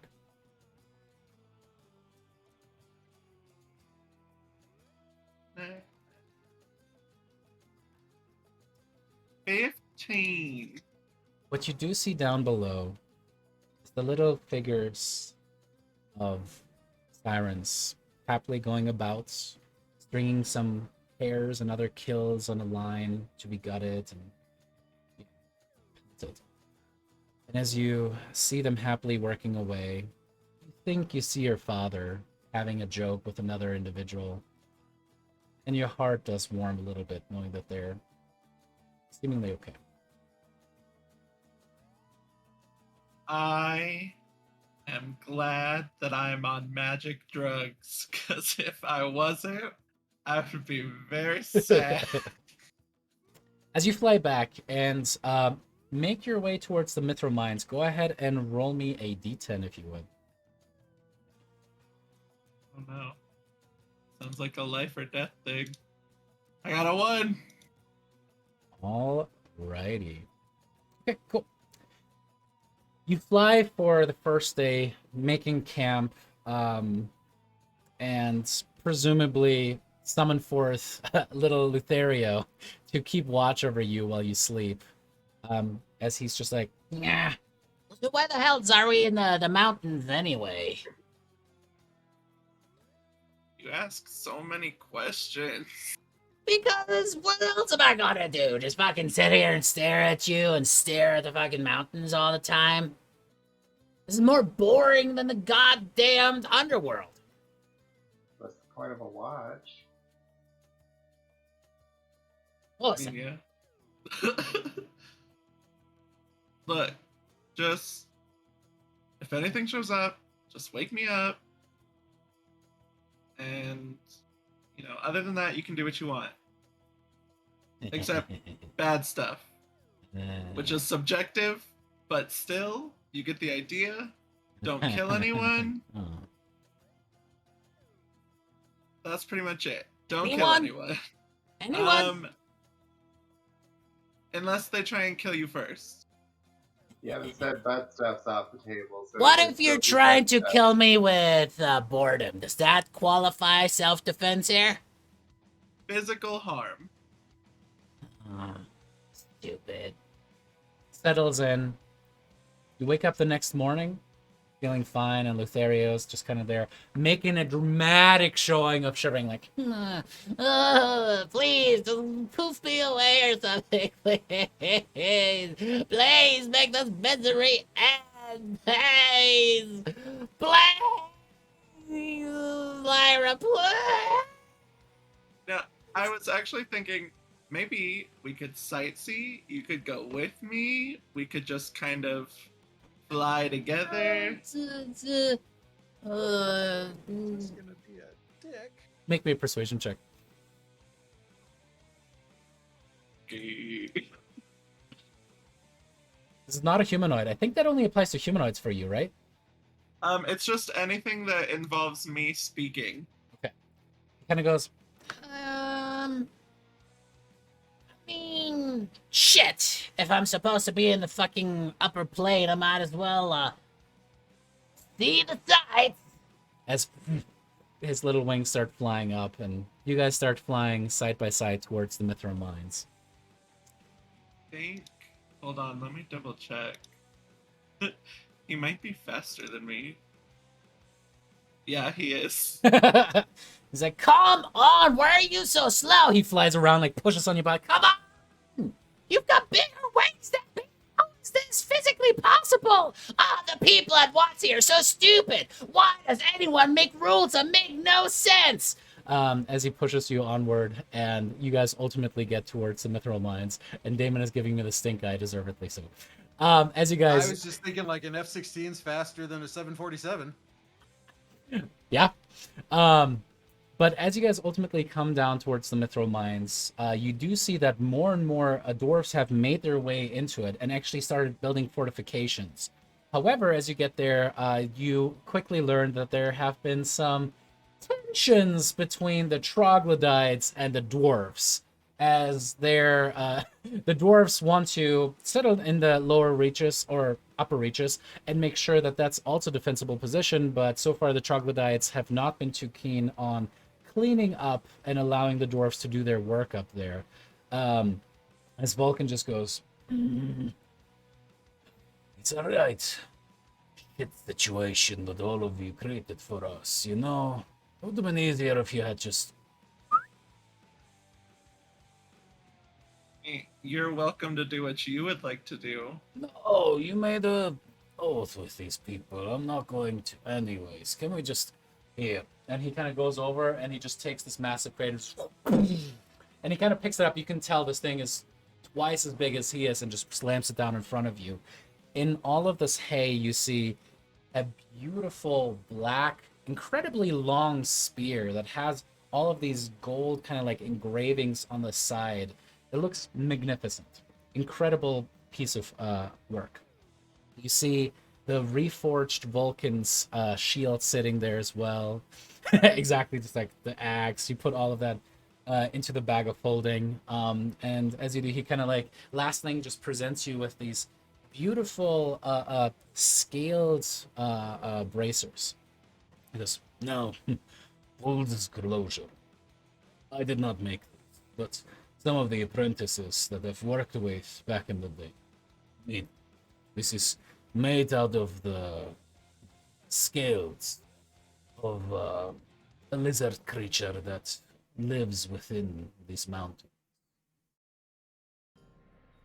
They will do you well. They will serve for enchantment in the future too, if you ever want to have that done too. Yeah, I know a guy. And I'll just put them on. As you do, he goes, There is one last thing. Okay. as he takes a little, like he just takes his middle finger and kind of like pulls it back and then licks you in the shoulder. However, instead of just like a little flick, suddenly it's just like you feel like you're just punched by a rhinosaur. As you go slap up against the back of the wall, you're like as he then kind of just puts his arms behind his shoulder, walks over towards you, boops you on the front of the head as you can definitely feel something shattered in your shoulder, and then kind of pops back in place and heals up. He goes, And just to be clear, never fucking slap me again. and then just kind of grumpily turns around and walks away from you.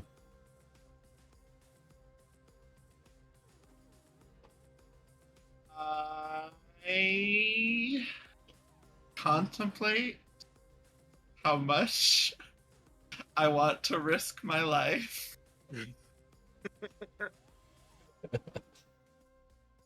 uh,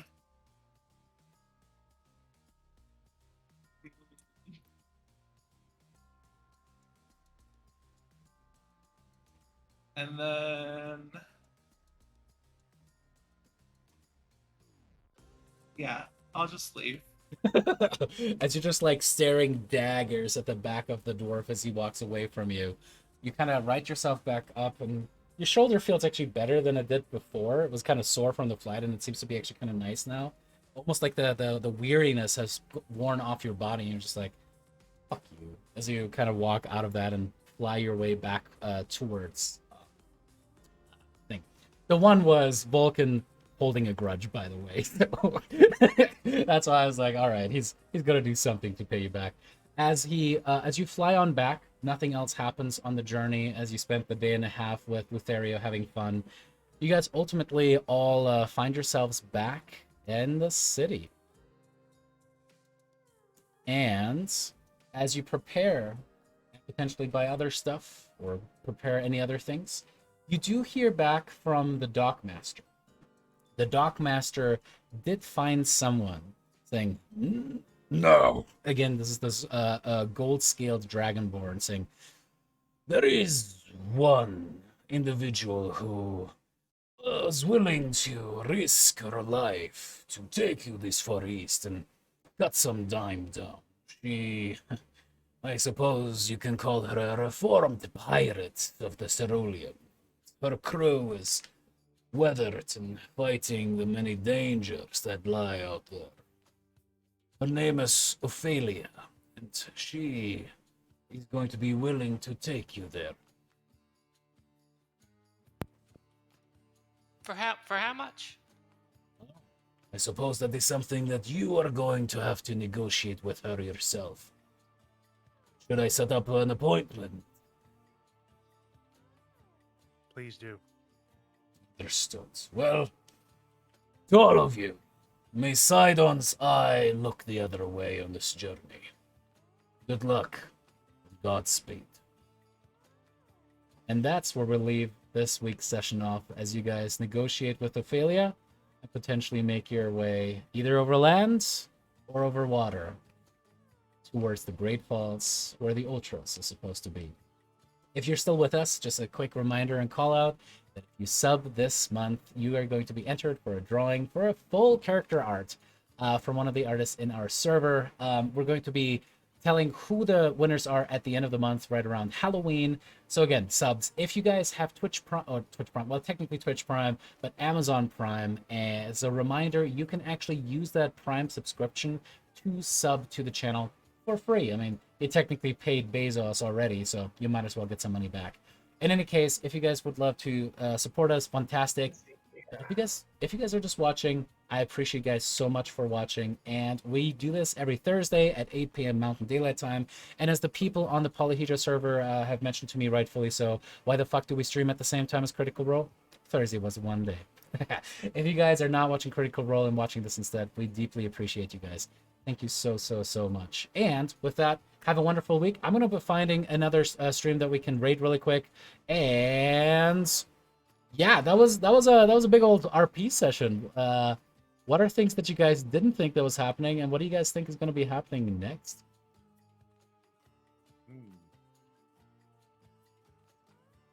I mean, I didn't think Saresian dude was a spy. Which Eurasian dude was a spy? The old dude that I led to Yanni. Yeah, I'm a little curious if that's going to go somewhere. I'm excited to see how these undead are going to come about on this boat to carry us out of the middle of wherever it's beached.